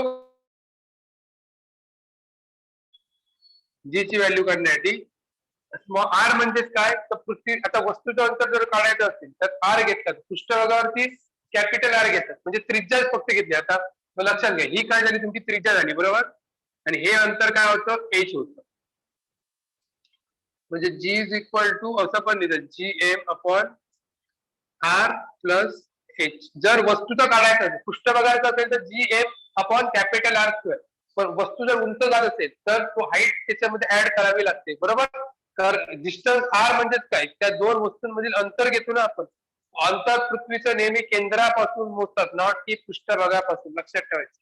लक्षात, म्हणजे हा आर आहे आणि त्याच्यावरती हा एच आहे, तर आर प्लस एच. म्हणजे लक्षात घ्या, थोडक्यात काय होतंय, आर ची व्हॅल्यू वाढते, आर ची व्हॅल्यू जेव्हा वाढेल तेव्हा जी ची व्हॅल्यू काय होणार आहे, ऑटोमॅटिकली कमी होणार आहे. म्हणून पृथ्वीपासून आपण जसे वरती जातो तस तसं जी ची व्हॅल्यू कमी होत जाते, आणि काही काळानंतर आपण निर्वातात जातो. म्हणजे तिकडे जीचा म्हणजे आपण वरती गेलो असता खाली पडत नाही. लक्षात आलं, म्हणजे जी ची व्हॅल्यू जोपर्यंत जसे वरती जाऊ तस तसे जी ची व्हॅल्यू काय होत जाते, कमी होत जाते. लक्षात घ्या, कमी होत जाते. लिहा, पृथ्वीच्या पृष्ठभागापासून आपण वरती गेलो असता जीची व्हॅल्यू कमी होते.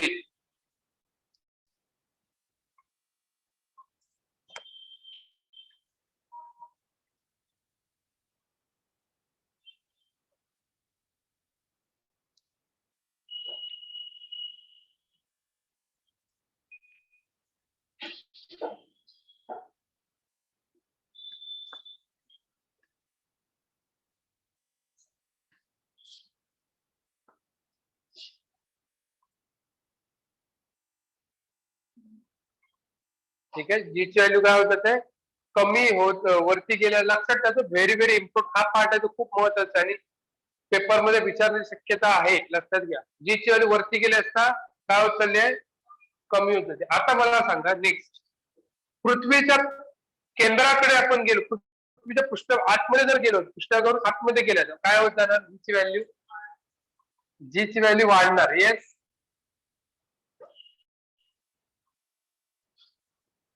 पूनम, मोहित, राजस, काय होणार राहिली, पृथ्वीच्या अंतर्भागात गेले असता पृष्ठभागावरून जी ची व्हॅल्यू काय होणार, वाढणार. ओके, मोहित, वाढणार सर, वाढणार. वाढणार, ऍब्सोल्युटली. ओके. आता लक्षात घ्या, आता हेच मला सांगायचंय, पृथ्वीच्या पृष्ठभागात गेले असता जी ची व्हॅल्यू कमी होत जाते. लक्षात का ते सांगतो मी, ठीक आहे. ही तुमची पृथ्वी आहे बरोबर, हा केंद्र आहे, तुम्ही इथे होता. जसजसे आपण आतमध्ये आर कमी होत जातो, हे बरोबर आहे तुमचं, आर ची व्हॅल्यू कमी होते. परंतु सपोज आपण या पॉइंटवर आलो, हा ना, ठीक आहे, आणि तिथलं मला ग्रॅव्हिटेशन जर काढायचं असेल तर काय होणार आहे, फॉर्म्युला आर मायनस एच होणार. हा लक्षात आलं, ही व्हॅल्यू म्हणजे आर तुमचा कमी झाला, त्याचबरोबर तुमचं वस्तुमानही कमी होत आहे. म्हणजे एवढीच पृथ्वीचं वस्तुमान घेत, त्या पूर्ण पृथ्वीचा वस्तुमान घेत नाही. तर लक्षात आलं का, म्हणजे तुमचं वस्तुमान एवढंच राहिलं, म्हणजे सर्कल केलंय, म्हणजे थोडक्यात तुमचा एम पण कमी होतो. लक्षात, आर कमी होतो ठीक आहे, परंतु एम पण कमी होतो, एम अंशामध्ये आहे. म्हणून या केसमध्ये सुद्धा लक्षात घ्या, जी ची व्हॅल्यू कमी होत जाते. म्हणजे पृथ्वीच्या पृष्ठभागातून पासून अंतर्भागात गेले असता अंतर्भागात काय होतंय, जी ची व्हॅल्यू कमी, दोन्ही वेळा वरती जाताना पण कमी होते आणि आतमध्ये जात असताना सुद्धा कमी होते. जरी तुमचा त्रिज्या कमी झाली तरी वस्तुमानही जे आहे ते सुद्धा कमी होत जात आहे. त्याच्यामुळे व्हॅल्यू काय होते, जी ची व्हॅल्यू कमी होत जाते आहे. आता तिसरा पॉइंट आहे याच्यामध्ये, ठीक आहे, हे दोन झाले. वरती गेले असता हे लक्षात ठेवायचं, इक्वेटरकडे काय असते व्हॅल्यू, कमी, जी ऍज कम्पेअर टू पोल इकडे जास्त आहे. इथे वरती गेले असता जीची व्हॅल्यू कमी होते, अंतर्भागात गेले असता जीची व्हॅल्यू कमी होती. आणि तिसरं आहे पृथ्वीच्या केंद्राजवळ जी ची व्हॅल्यू किती असेल? पृथ्वीच्या केंद्राजवळ जी ची व्हॅल्यू किती असेल? कोण सांगेल आन्सर?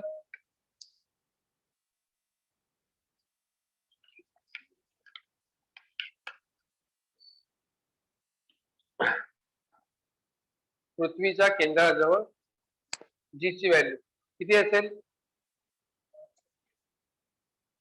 पूनम, मोहित, राजस. कमी असेल सर. म्हणजे किती? 0. Very good.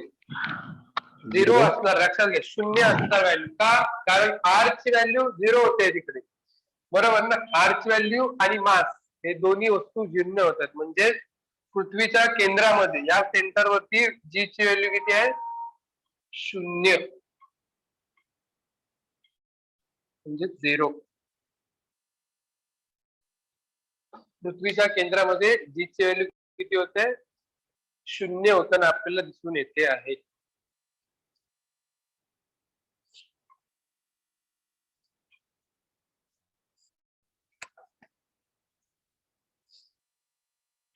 ठीक आहे. नेक्स्ट पॉइंट आहे वस्तुमान व वजन. वस्तुमान व वजन.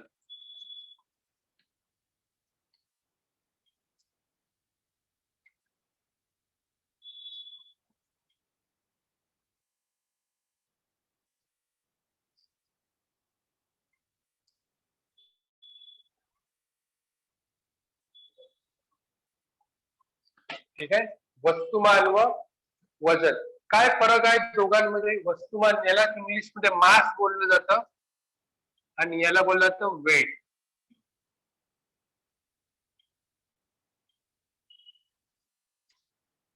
मास व वेट काय फरक आहे? कोण सांगेल? नॉर्मली काय फरक असतो वस्तुमान व वजन? दोन्ही सारख्याच असतात. वस्तुमान एखाद्या गोष्टीचं आणि एखाद्या गोष्टीचं वजन सारखं आहे की वेगवेगळं आहे? या गोष्टी वेगवेगळ्या आहेत. नक्की वेगवेगळे. ओके. काय फरक, काय फरक सांगा मला तुम्ही. पुन्हा वस्तुमान आणि काय ते? वजन, वेट. वेट, मास आणि वेट. वेट, मास हा, आणि weight. वेट. वस्तुमान म्हणजे वजन म्हणजे ते पृथ्वीचं, आता पृथ्वीबद्दल बोलायचं तर एक्झॅक्ट वजन पृथ्वीचं, आणि वस्तुमान म्हणजे ते सगळंच हे होईल, म्हणजे त्याचे हे वगैरे काय म्हणतात ते पोल्स. सर वेट चेंज होतं, वेट चेंज होत राहतं. असं वेट चेंज होत राहतं, हे पण एक आहे. ओके, लक्षात घ्या. वस्तुमान आणि याच्यामध्ये फरक आहे. वस्तुमान म्हणजेच आपण वेट जर काढायचं असेल तर आपण एम आणि जी हा फॉर्म्युला वापरतो. म्हणजेच वेट, आपलं वजन जेव्हा काढायचं असेल तेव्हा एम आणि जी. एम म्हणजेच काय तर वस्तू, एम बरोबर एम म्हणजे वस्तुमान गुणुले त्याच्यात जर गुरुत्वीय त्वरण त्याच्यामध्ये जर आपण ऍड केलं, लक्षात आलं. वस्तुमान जे आहे ते युनिव्हर्सली कॉन्स्टंट आहे. जगात तुम्ही कुठेही जा, पृथ्वीवर जा, चंद्रावर जा, अवकाशात जा, सूर्यावरती जा, कुठेही जा, ही वस्तू कधी चेंज होत नाही. म्हणजे एखाद्या पदार्थात असलेली द्रव्याची अवस्था ही नेहमी तेवढीच राहणार आहे. पृथ्वीवर पण तुमचं वस्तुमान तेवढंच असणार आहे, चंद्रावर जरी गेलात तरी तेवढंच असणार आहे, किंवा सूर्यावरती जा, कुठेही जा, ही व्हॅल्यू कधी चेंज होत नाही. सर स्पीड ऑफ परंतु लाईट कशामध्ये येईल मग? काय स्पीड ऑफ लाईट? काय बोलला? Hello, speed of light. हा बोला. आवाज ब्रेक होतोय. हा, स्पीड ऑफ लाईट जे आहे ते कशामध्ये येईल मग? म्हणजे वस्तुमान नसतं ना ते, कारण ते युनिव्हर्सली ऍक्सेप्टेड आहे आणि ते कॉन्स्टंट आहे. स्पीड ऑफ लाईट त्याचे काही संबंध नाहीये. C is equal to M V square आहे फॉर्म्युला. हा, पण तरी ते तर E is equal to M V square आहे, आईन्स्टाईनचा फॉर्म्युला आहे. बरोबर. ते काय? हा, व्ही म्हणजे तिथे एमसी स्क्वेअर पण देतात. E is equal to MC square. Okay. काय वस्तुमान एनर्जी जेवढा वस्तुमान तुझं स्पीड जेवढा होणार तेवढी तुझी एनर्जी जास्त वाढत नाही. स्पीड म्हणजे लाईटचं स्पीड असेल, एनर्जी त्याला काय डायरेक्टली प्रपोर्शनल आहे. वस्तुमान वाढलं तरी एनर्जी सुद्धा वाढते. अच्छा लक्षात आलं? ओके ओके ओके ओके हा म्हणजे हा. कॉन्स्टंट राहत नाही थोडक्यात. हा आता येथे लक्षात घ्या, वस्तुमान जे आहे हे युनिव्हर्सली जगात तुम्ही कुठेही जा ही वस्तू चेंज होणार. ध्रुवावर गेलात, पृथ्वीच्या केंद्रात गेलात, पृथ्वीच्या पासून वरती गेलात, ही व्हॅल्यू तशीच राहणार.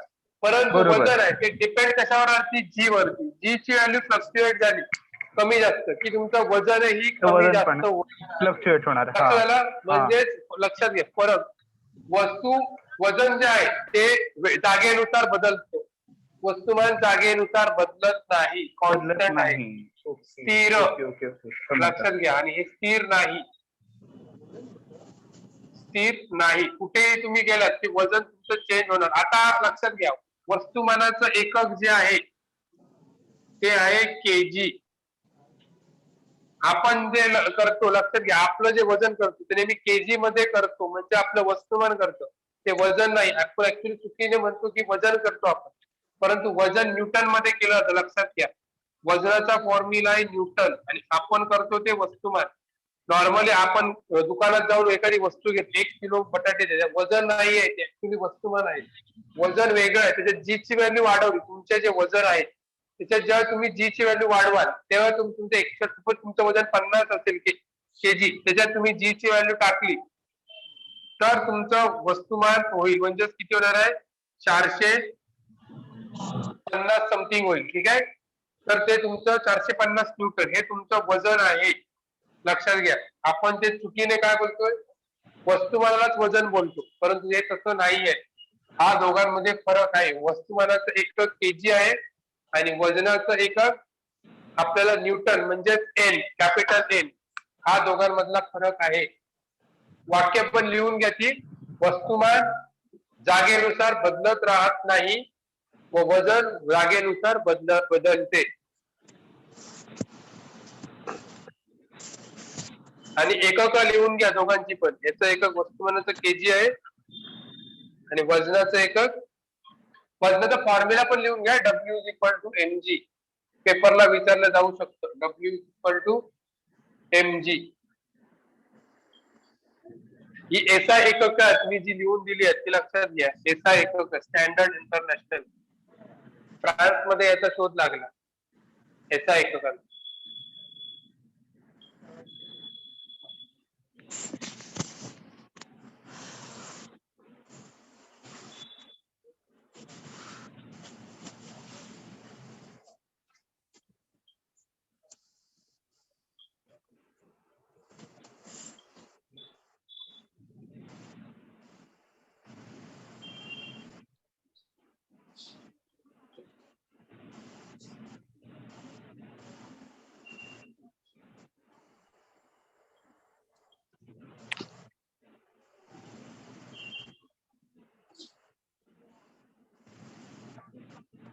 आता चंद्राचे गुरुत्वीय त्वरण किती आहे? आपल्या 6/6 पट आहे. लक्षात घ्या, 1/6 पट आहे.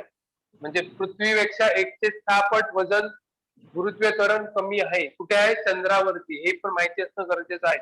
1/6 पट म्हणजे पृथ्वीवर तुम्ही जर 60 किलोचा दगड उचलत असाल तर चंद्रावर तुम्ही त्याच्या 6 पट म्हणजे 360. ठीक आहे, 360 किलोचा दगड आरामात उचलून टाकू शकता, कारण जी ची व्हॅल्यू तिकडे कमी आहे. पृथ्वीवर जी ची व्हॅल्यू जास्त असल्यामुळे वजन जास्त असतं वस्तूला. वस्तुमान सारखंच आहे, वस्तुमानाने फरक पडत नाही. जी च्या व्हॅल्यूमुळे आपल्याला एखादी वस्तू जड लागते.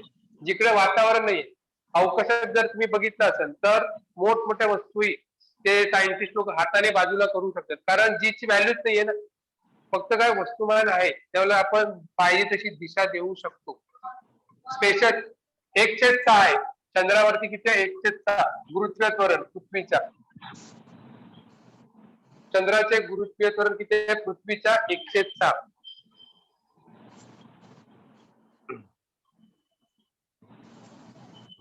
त्याच्यावरती पण क्वेश्चन विचारले जाऊ शकतात. चंद्राचे गुरुत्व 1/6 असल्यास वजन दुप्पट केले असता काय होईल? ठीक आहे, जे बघायचे आपण याच्यावरती गणिती बघितलं तर विचारतात कधी कधी.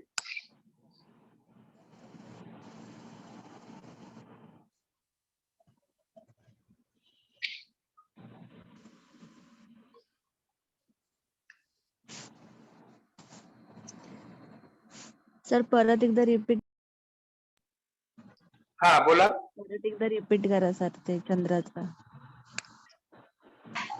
चंद्राचे गुरुत्वीय त्वरण, चंद्राचे गुरुत्वीय त्वरण पृथ्वीच्या 1/6 पट असते.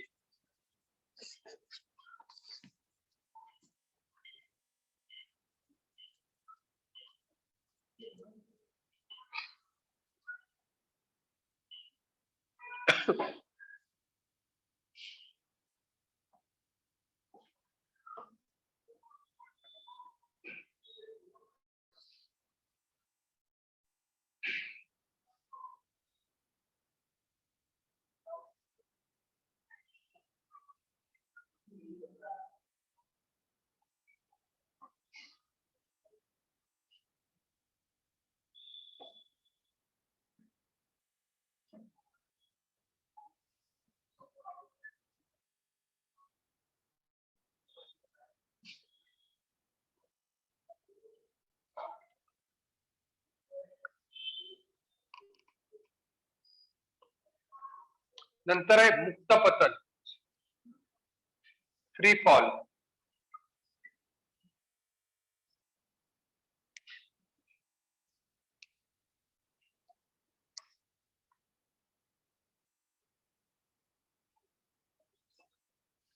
ठीक आहे, फ्री फॉल. आता आपण एक पीस घेऊया इथे. ठीक आहे, एखादं पीस असेल आणि एक दगड घेऊया, जड दगड, ज्याचं वजन 10 kg आहे. ठीक आहे, 10 kg याचं वजन आहे, आणि एक साधं पीस असेल एखाद्या पक्षाचं. ठीक आहे, आता लक्ष दे, दोन्ही वस्तू मी पृथ्वीवरती एकदम सोडल्या तर काय होणार आहे? सपोज दोन्ही वस्तू, आधी कोण खाली पडेल? दगड. लक्षात घ्या, आपण जर पृथ्वीवरती जर केलं, कारण पृथ्वीला गुरुत्वीय बल आहे, गुरुत्वीय त्वरणामुळे काय होतं? एकतर रेजिस्टन्स, गुरुत्वीय त्वरणामुळे, लक्षात घ्या, गुरुत्वीय त्वरणामुळे वेग, जो जड वस्तू आहे त्याचा वेग पाडला जातो. लक्षात आलं? गुरुत्वीय त्वरणामुळे काय होतं? एक रेजिस्टन्स आहे, प्रत्येक वस्तूवर डिपेंड करतं. वस्तू जर जड असेल त्याला रेजिस्टन्स कमी लागतो गुरुत्वीय त्वरणामुळे, आणि वस्तू जर हलकी असेल तर त्याला रेजिस्टन्स, प्लावक बल, पृथ्वीचे जे प्लावक बल आहे ते काय असतं? जास्त असतं. त्याच्यामुळे या वस्तूचा वेग कमी होतो एकदम जर सोडले, आणि याला रेजिस्टन्स, गुरुत्वीय बल, लक्षात घ्या, गुरुत्वीय बलामुळे काय असणार आहे? रेजिस्टन्स कमी लागतो खाली येताना, कारण जोरात खेचतं, आणि याला ज्या वस्तूला वस्तुमान जास्त आहे, जिकडे गुरुत्वीय बल आहे तिकडे रेजिस्टन्स म्हणजे विरोध कमी होतो.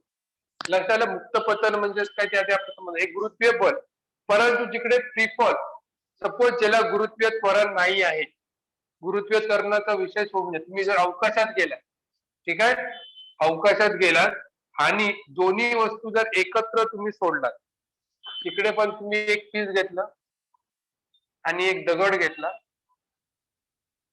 आणि तर एकदम सोडलात, तर या केसमध्ये पृथ्वी नाही, आता पृथ्वीवर नाही, आता गुरु इथे काय होतं? पृथ्वी होती तुमची, इथे निर्वातात गेलो, जिकडे गुरुत्वीय बल नाही, शून्य आहे.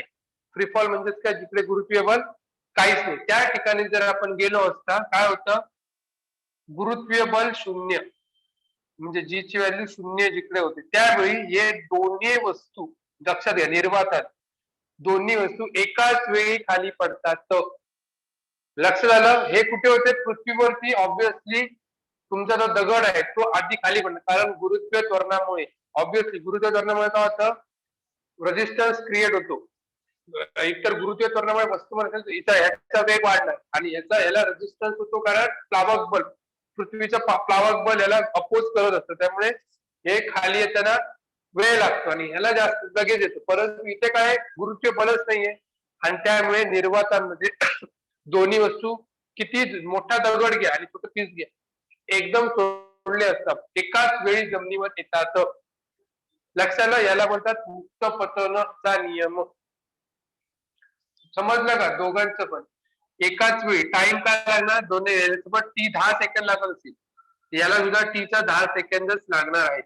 इथे काय होतंय? याला टी ची व्हॅल्यू 20 सेकंद लागत असेल तर याला लागणार किती? टी ची व्हॅल्यू 100 सेकंद, बरोबर ना? खाली पडणार टी. इथे लक्षात आहे, हा फरक आहे टायमिंग. म्हणजे थोडक्यात काय? तुमचं वस्तुमानाला काही व्हॅल्यू नाही, जिकडे जी नाही तिकडे वस्तुमानाला काय व्हॅल्यू आहे. दोन्हींचा टाइम काय? याला म्हणतात फ्री फॉल किंवा मुक्त पतन डायग्राम काढून घेतलात तर बरं होईल त्याची.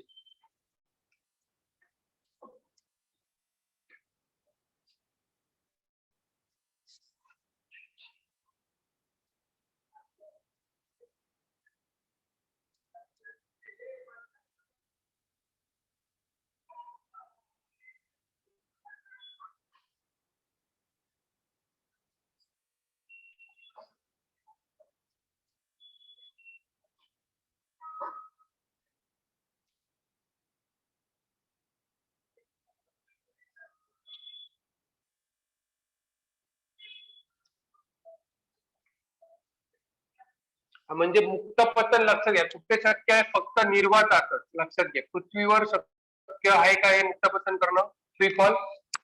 फक्त निर्वातात. निर्वात म्हणजे काय, जिकडे कोणत्याही प्रकारचं मॅटर नाहीये, सॉलिड नाही, लिक्विड नाही व गॅसेस स्टेट कोणती स्टेट असता कामा नाही, म्हणजे पृथ्वीची निर्वातात.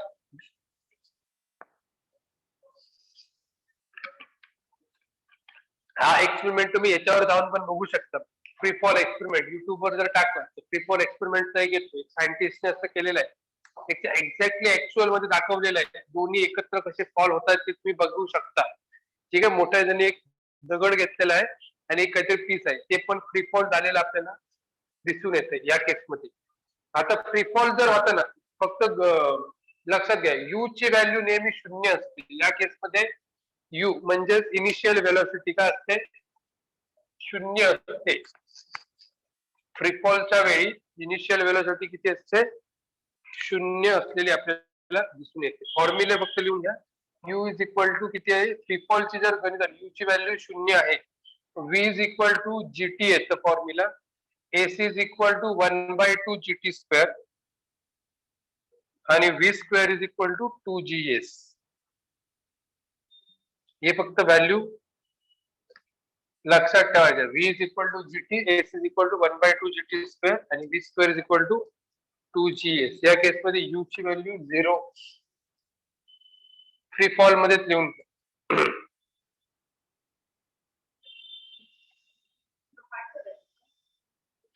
या व्हॅल्यू पाठ नाही, ह्या व्हॅल्यू आपल्या लक्षात घ्या. आपण जे सुरुवातीला बघितलं होतं, V is equal to U plus 80, right. S is equal to UT plus 1/2 80 square, याच्यातल्याच व्हॅल्यू आहे. यू ची व्हॅल्यू 0 आहे ना, ही व्हॅल्यू काढली, ही पण व्हॅल्यू काढली आणि V square is equal to काय लिहितो आपण, U square plus 2GS. U ची व्हॅल्यू इथे पण 0 आहे, तर 2AS लिहिते, सॉरी.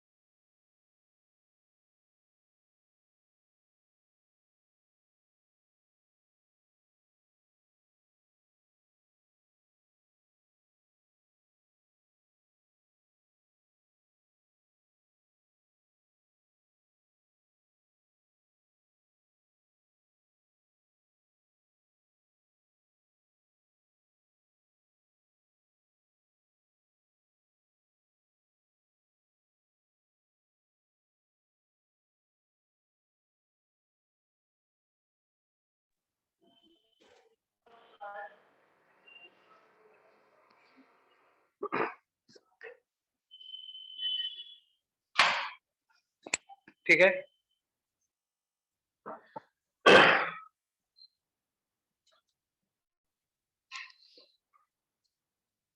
नेक्स्ट आहे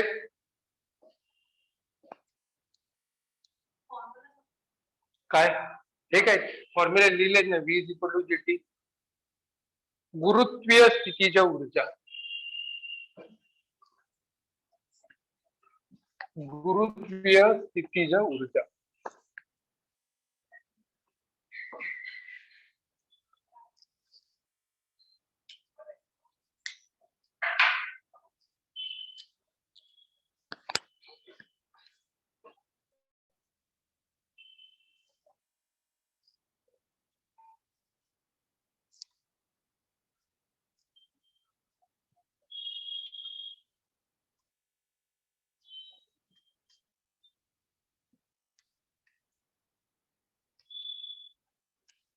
ग्रॅव्हिटेशनल पोटेन्शियल एनर्जी.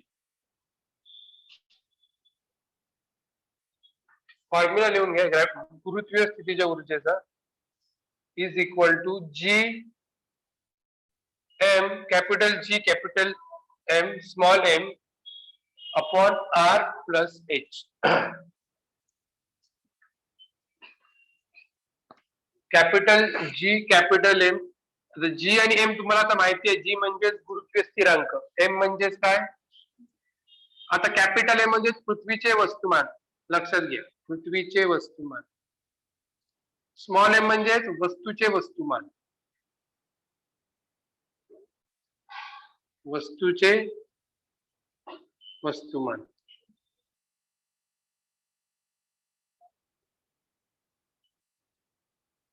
आर म्हणजेच काय, पृथ्वीची त्रिज्या. आणि एच म्हणजेच पृथ्वीच्या पृष्ठभागापासूनचे अंतर, पृथ्वीच्या पृष्ठभागापासूनचे अंतर, त्याला आर बोललं जातं. काय, स्मॉल एम आहे, नॉट कॅपिटल. पहिला वाला कॅपिटल आहे, हा कॅपिटल आहे.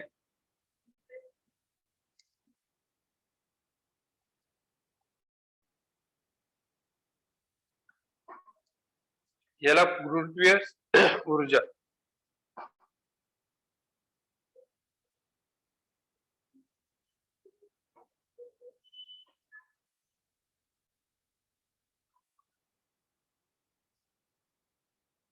नंतर आहे मुक्तिवेग म्हणजे एस्केप वेलॉसिटी. मुक्तिवेग त्यालाच बोलतात एस्केप वेलॉसिटी.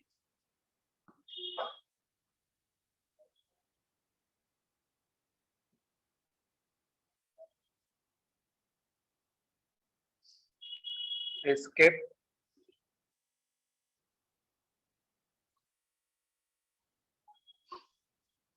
वेलॉसिटी.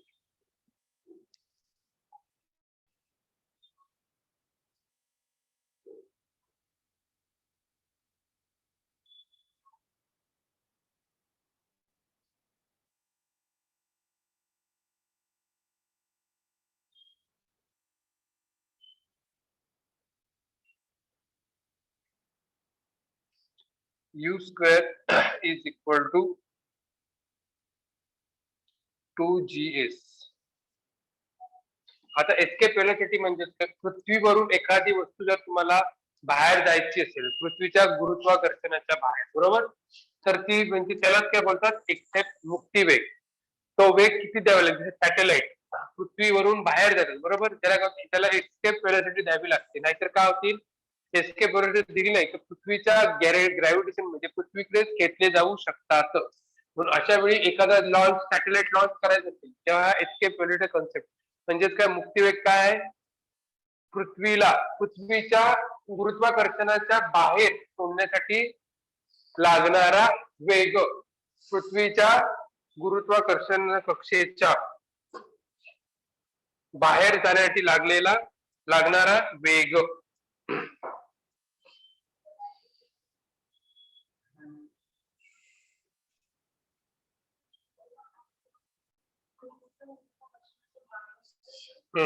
जाण्यासाठी लागणारा वेग.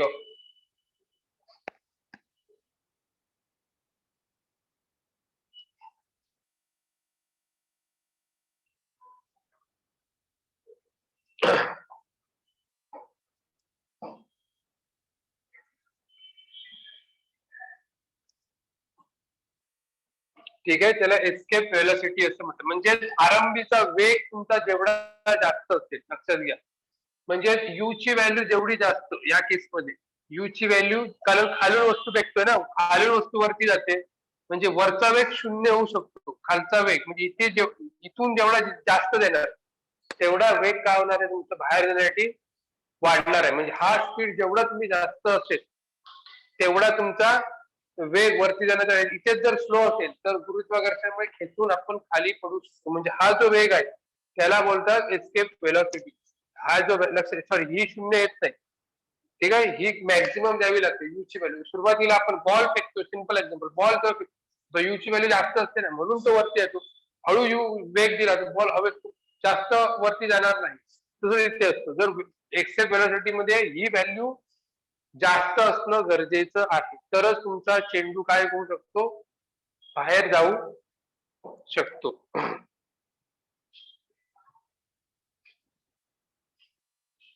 मुक्ती वेगाचा फॉर्म्युला आहे V escape is equal to two काय नको नाही, हा नाही लिहिलं, फक्त मी समजावण्यासाठी केलेलं आहे. हा formula V escape is equal to 2gm upon R.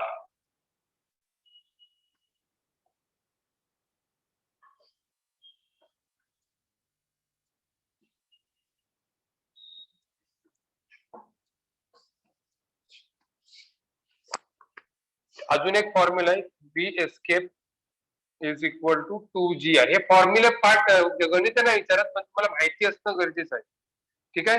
आणि जर ही जर व्हॅल्यू जर काढली आपण, जी ची व्हॅल्यू माहिती आहे, एम ची माहिती आहे, आर ची पण माहिती आहे, बरोबर. या केसमध्ये जी ची पण माहिती आहे, आर ची पण माहिती. ही जर व्हॅल्यू आहे एस्केप वेलोसिटीची व्हॅल्यू विचारतात ते 11.2 किलोमीटर पर सेकंड एवढं लागतो. ही व्हॅल्यू फक्त लक्षात ठेवायची. पृथ्वीची एस्केप व्हॅल्यू किती आहे, 11.2 किलोमीटर पर सेकंड. म्हणजेच कोणतंही यान आपल्याला दुसऱ्या ग्रहावर पाठवायचं आहे तर एस्केप वेलोसिटी याच्यापेक्षा जास्त पाहिजे. लक्षात आलं का? 11.2 किलोमीटर पेक्षा सुरुवातीचा वेग काय पाहिजे, जास्त असणे गरजेचं आहे, तरच ही वस्तू पृथ्वीच्या बाहेर जाऊ शकते. लक्षात ठेवा, पेपरला ही विचारले जाऊ शकतो. What is the escape velocity of earth? 11.2 kilometre. आता इथे किलोमीटर पर सेकंड दिले, हे लक्षात घ्या, किलोमीटर पर सेकंड दिलेली आहे. ही फक्त फॉर्म्युला लक्षात ठेवा, ही विचारत नाही गणित याच्यावरती, कारण ही एस्केप वेलोसिटी डायरेक्ट विचारतात. 2gr किंवा 2gm अपॉन r ही व्हॅल्यू आहे. आपणही टाकलं तरी व्हॅल्यू काढता येऊ शकते. जी ची व्हॅल्यू किती आहे, 6.67. एम म्हणजे 6 × 10⁻²4. आर म्हणजे 6400. इथे पण 2 ची व्हॅल्यू आपल्याला, जी ची व्हॅल्यू आपल्याला माहिती आहे किती आहे, 9.8. आर ची व्हॅल्यू 6400 × 10⁻3. लक्षात आलं. 11.2 किलोमीटर पर सेकंड ही व्हॅल्यू येणार आहे. हा पृथ्वीची आहे. पृथ्वी एस्केप वेलोसिटी, पृथ्वीपासून तुला बाहेर जायचं आहे, तू सॅटेलाइट एकदा बाहेर काढतेस तर त्याला किती द्यावी लागेल, कमीत कमी एवढी 11.2 किलोमीटर पर सेकंड.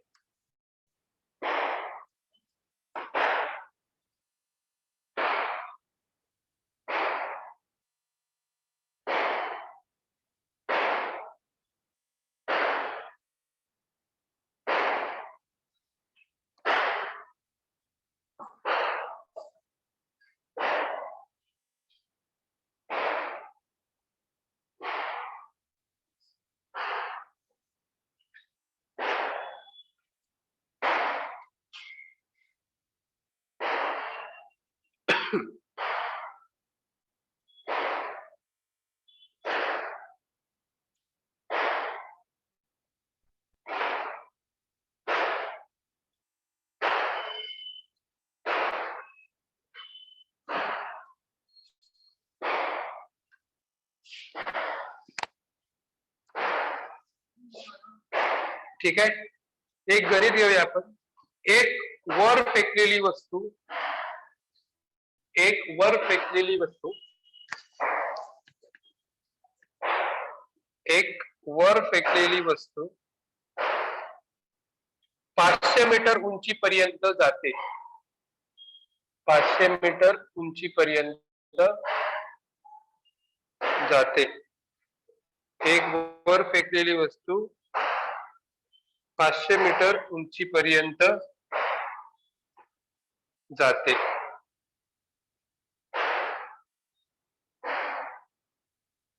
तिचा आरंभीचा वेग किती असेल?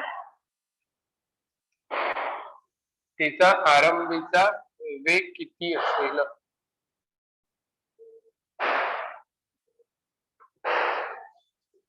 तिचा आरंभीचा वेग किती असेल?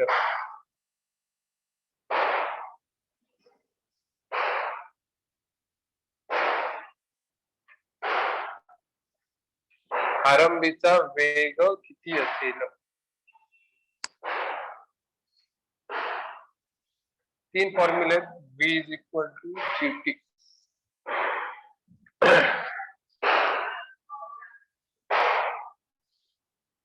ठीक आहे, हे फॉर्म्युला यूज केले नॉर्मल आपले जरी केले s is equal to v is equal to u plus at. तीनच formula s is equal to काय आहे ut प्लस 1/2 at स्क्वेअर आणि v square is equal to u square plus 2as.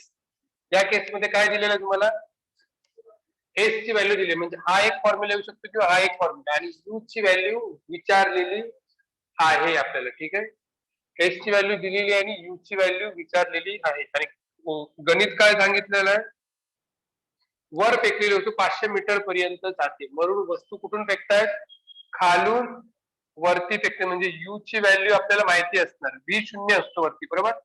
V ची value काय शून्य आहे म्हणजे हा फॉर्म्युला आपल्याला यूज होऊ शकतो V square is equal to U square plus 2as. V ची व्हॅल्यू काय शून्य, यू ची व्हॅल्यू विचारलेली आहे राईट, 2 ची व्हॅल्यू ए ची व्हॅल्यू माहिती आहे 9.8, एस ची व्हॅल्यू किती आहे एस ची व्हॅल्यू किती घेतो आपण 500 मीटर. ठीक आहे, आता एखादी वस्तू वरून खाली जाते म्हणजे हा मायनस घेतो आपण जी ची व्हॅल्यू काय घेतोय मायनस घ्यायची म्हणजेच u इज इक्वल टू ठीक आहे 196 इंटू 500 हा मायनस येणार इथे. ठीक आहे, तर U square is equal to किती होणार जर याला आपण सॉल्व्ह केलं 196 म्हणजेच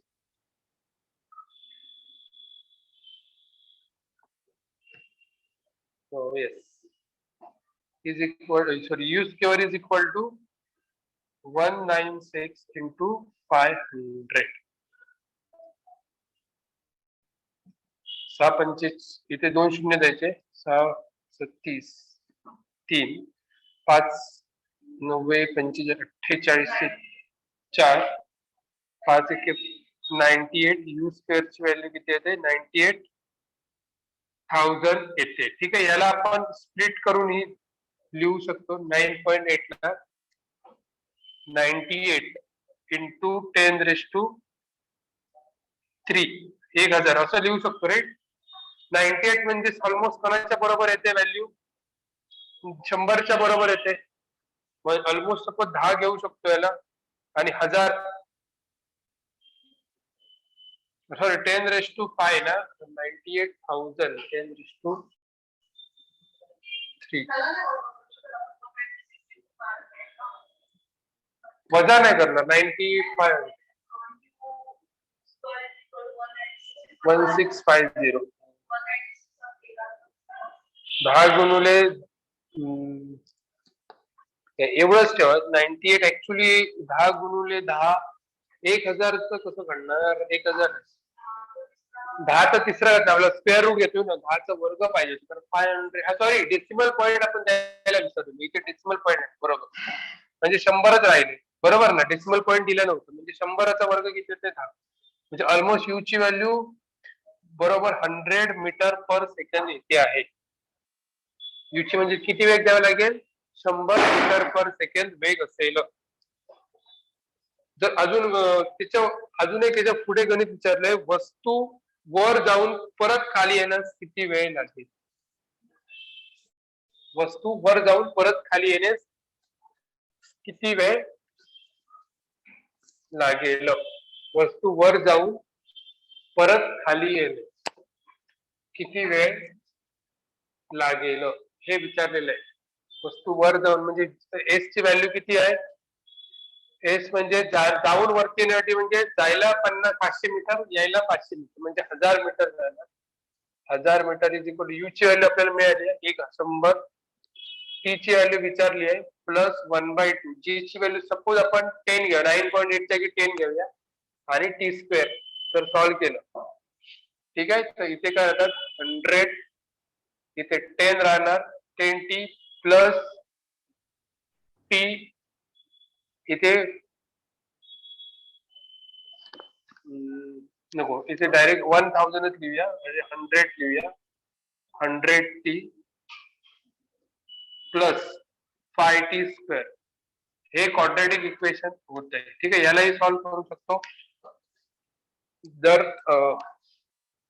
5 ने भागित याला, तर 200 अधिक 20t अधिक टी स्क्वेअर, ठीक आहे. तर T square plus 20t minus 200 is equal to 0.